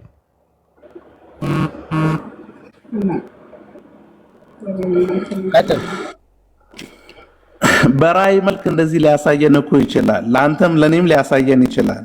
ሲጀምር ደግሞ ቅዱሳን ሊያሳያቸው ይችላል ወይስ አይችልም? ቀጥታ እስቲ መልስ፣ አታብራራ። ማብራሪያ ስፈልግ እጠይቃለሁ። ለቅዱሳኖቹ ሊያሳያቸው ይችላል ወይስ አይችልም? ይህንን እንደዚህ የሚለን ጥቅስ ስለሌለ እኛ አስተምህሮን መገንባት የለብንም። እግዚአብሔር ለዮሐንስ ራእይን አሳይቶታልና መጽሐፍ ቅዱስ ላይ የተጻፈውን መጀመሪያ ተቀበልና አስተምሮ በዚህ ጥቅስ አንገንባ የሚለው ከአንተ ጋር አለ የምንመካከረው። የተጠየቀውን ብቻ መልስ። እግዚአብሔር ለቅዱሳኑ ሊገልጽላቸው ይችላል ወይስ አይችልም ነው ጥያቄ እኮ። እኔ እኮ ለቅዱሳኑ የምትለው እኮ ነው። እግዚአብሔር ለማንም ለአሕዛብም ሁሉ ነገሮችን ገልጠዋል፣ ለማያምኑት ማለት ነው። ያ ማለት ግን ለአንድ ለማያምንም ሊገልጽ ይችላል ወይስ አይችልም ነው ጥያቄ። አይሰማህም ወይስ አውቀህ ነው? አይ በቃ ይዋድ እዚህ ጋር ይብቃኝ። ግን እኔ ኦርቶዶክሳዊ ያለው ጥቅስ ለሚጸልዩት አስተምሮ አብዱል አንተ ከቁርአን አንብበህ ከሆነ ከመጽሐፍ ቅዱስ ሲጠቀስልህ ሊገባ አይችልም። ኦፍ ኮርስ ፎር ዛት ማተር ማለት ነው። አሁን አንተ መጽሐፍ ቅዱስ ላይ የተጠቀሰውን ትተህ ያልተጠቀሰ ጥቅስ ይዘህ የራስ አስተምሮ ልትመሰረት። መጀመሪያ መጽሐፍ ቅዱስ ላይ ይሰማሉ የሚል የለም የሚል ነበር ሐሳቡ ማለት ነው። ዘን መጽሐፍ ቅዱስ ላይ ቅዱሳኑ የፍጥረታት ጸሎት ይሰማሉ የሚል ሲሰማ ደግሞ አይ በዚህ ጥቅስ ይዘን ዶግማ ልንመሰረት አንችልም ማለት ደግሞ አንተ ማን እንዴ? በዚህ ጥቅስ ይመሰረታል አይመሰረትም የሚለው እኮ አንተ አይደለም የምትወስነው። መጀመሪያ መጽሐፍ ቅዱስ ላይ የተጻፈውን ትቀበላለህ አትቀበልም? አንተ ሲጀምር ኦኬ አትቀበልም ማለት ነው። ሲቀጥል መጽሐፍ ቅዱስ ላይ አንድ ክፍል ላሳያችሁና ሌሎች ሰዎች ብንቀበል አይ ቲንክ ይሻላል መሰለኝ።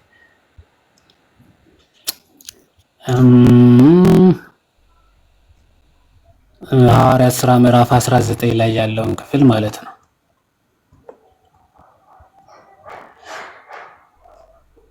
እሺ በሰማይ ያሉ ቅዱሳን ራሱ ሊሰሙን ሊያውቁ እንደሚችሉ ማለት ነው። እኛ መጽሐፍ ቅዱስ ቢያንስ ማስረጃ አለን። መጽሐፍ ቅዱስ ብቻ የሚል እምነት ባይኖረንም ግን ትምህርታችን ከመጽሐፍ ቅዱስ ውጪ ግን ይሆነ አይደለም።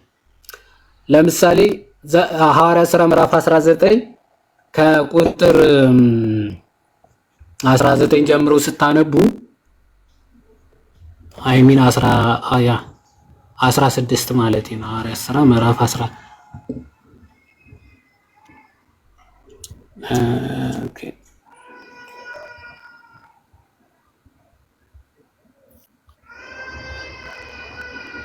ኦኬ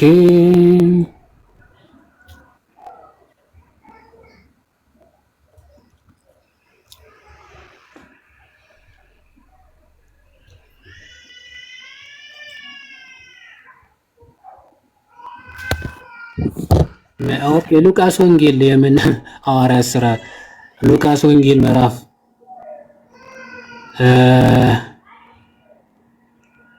16 ከቁጥር 19 ሶሪ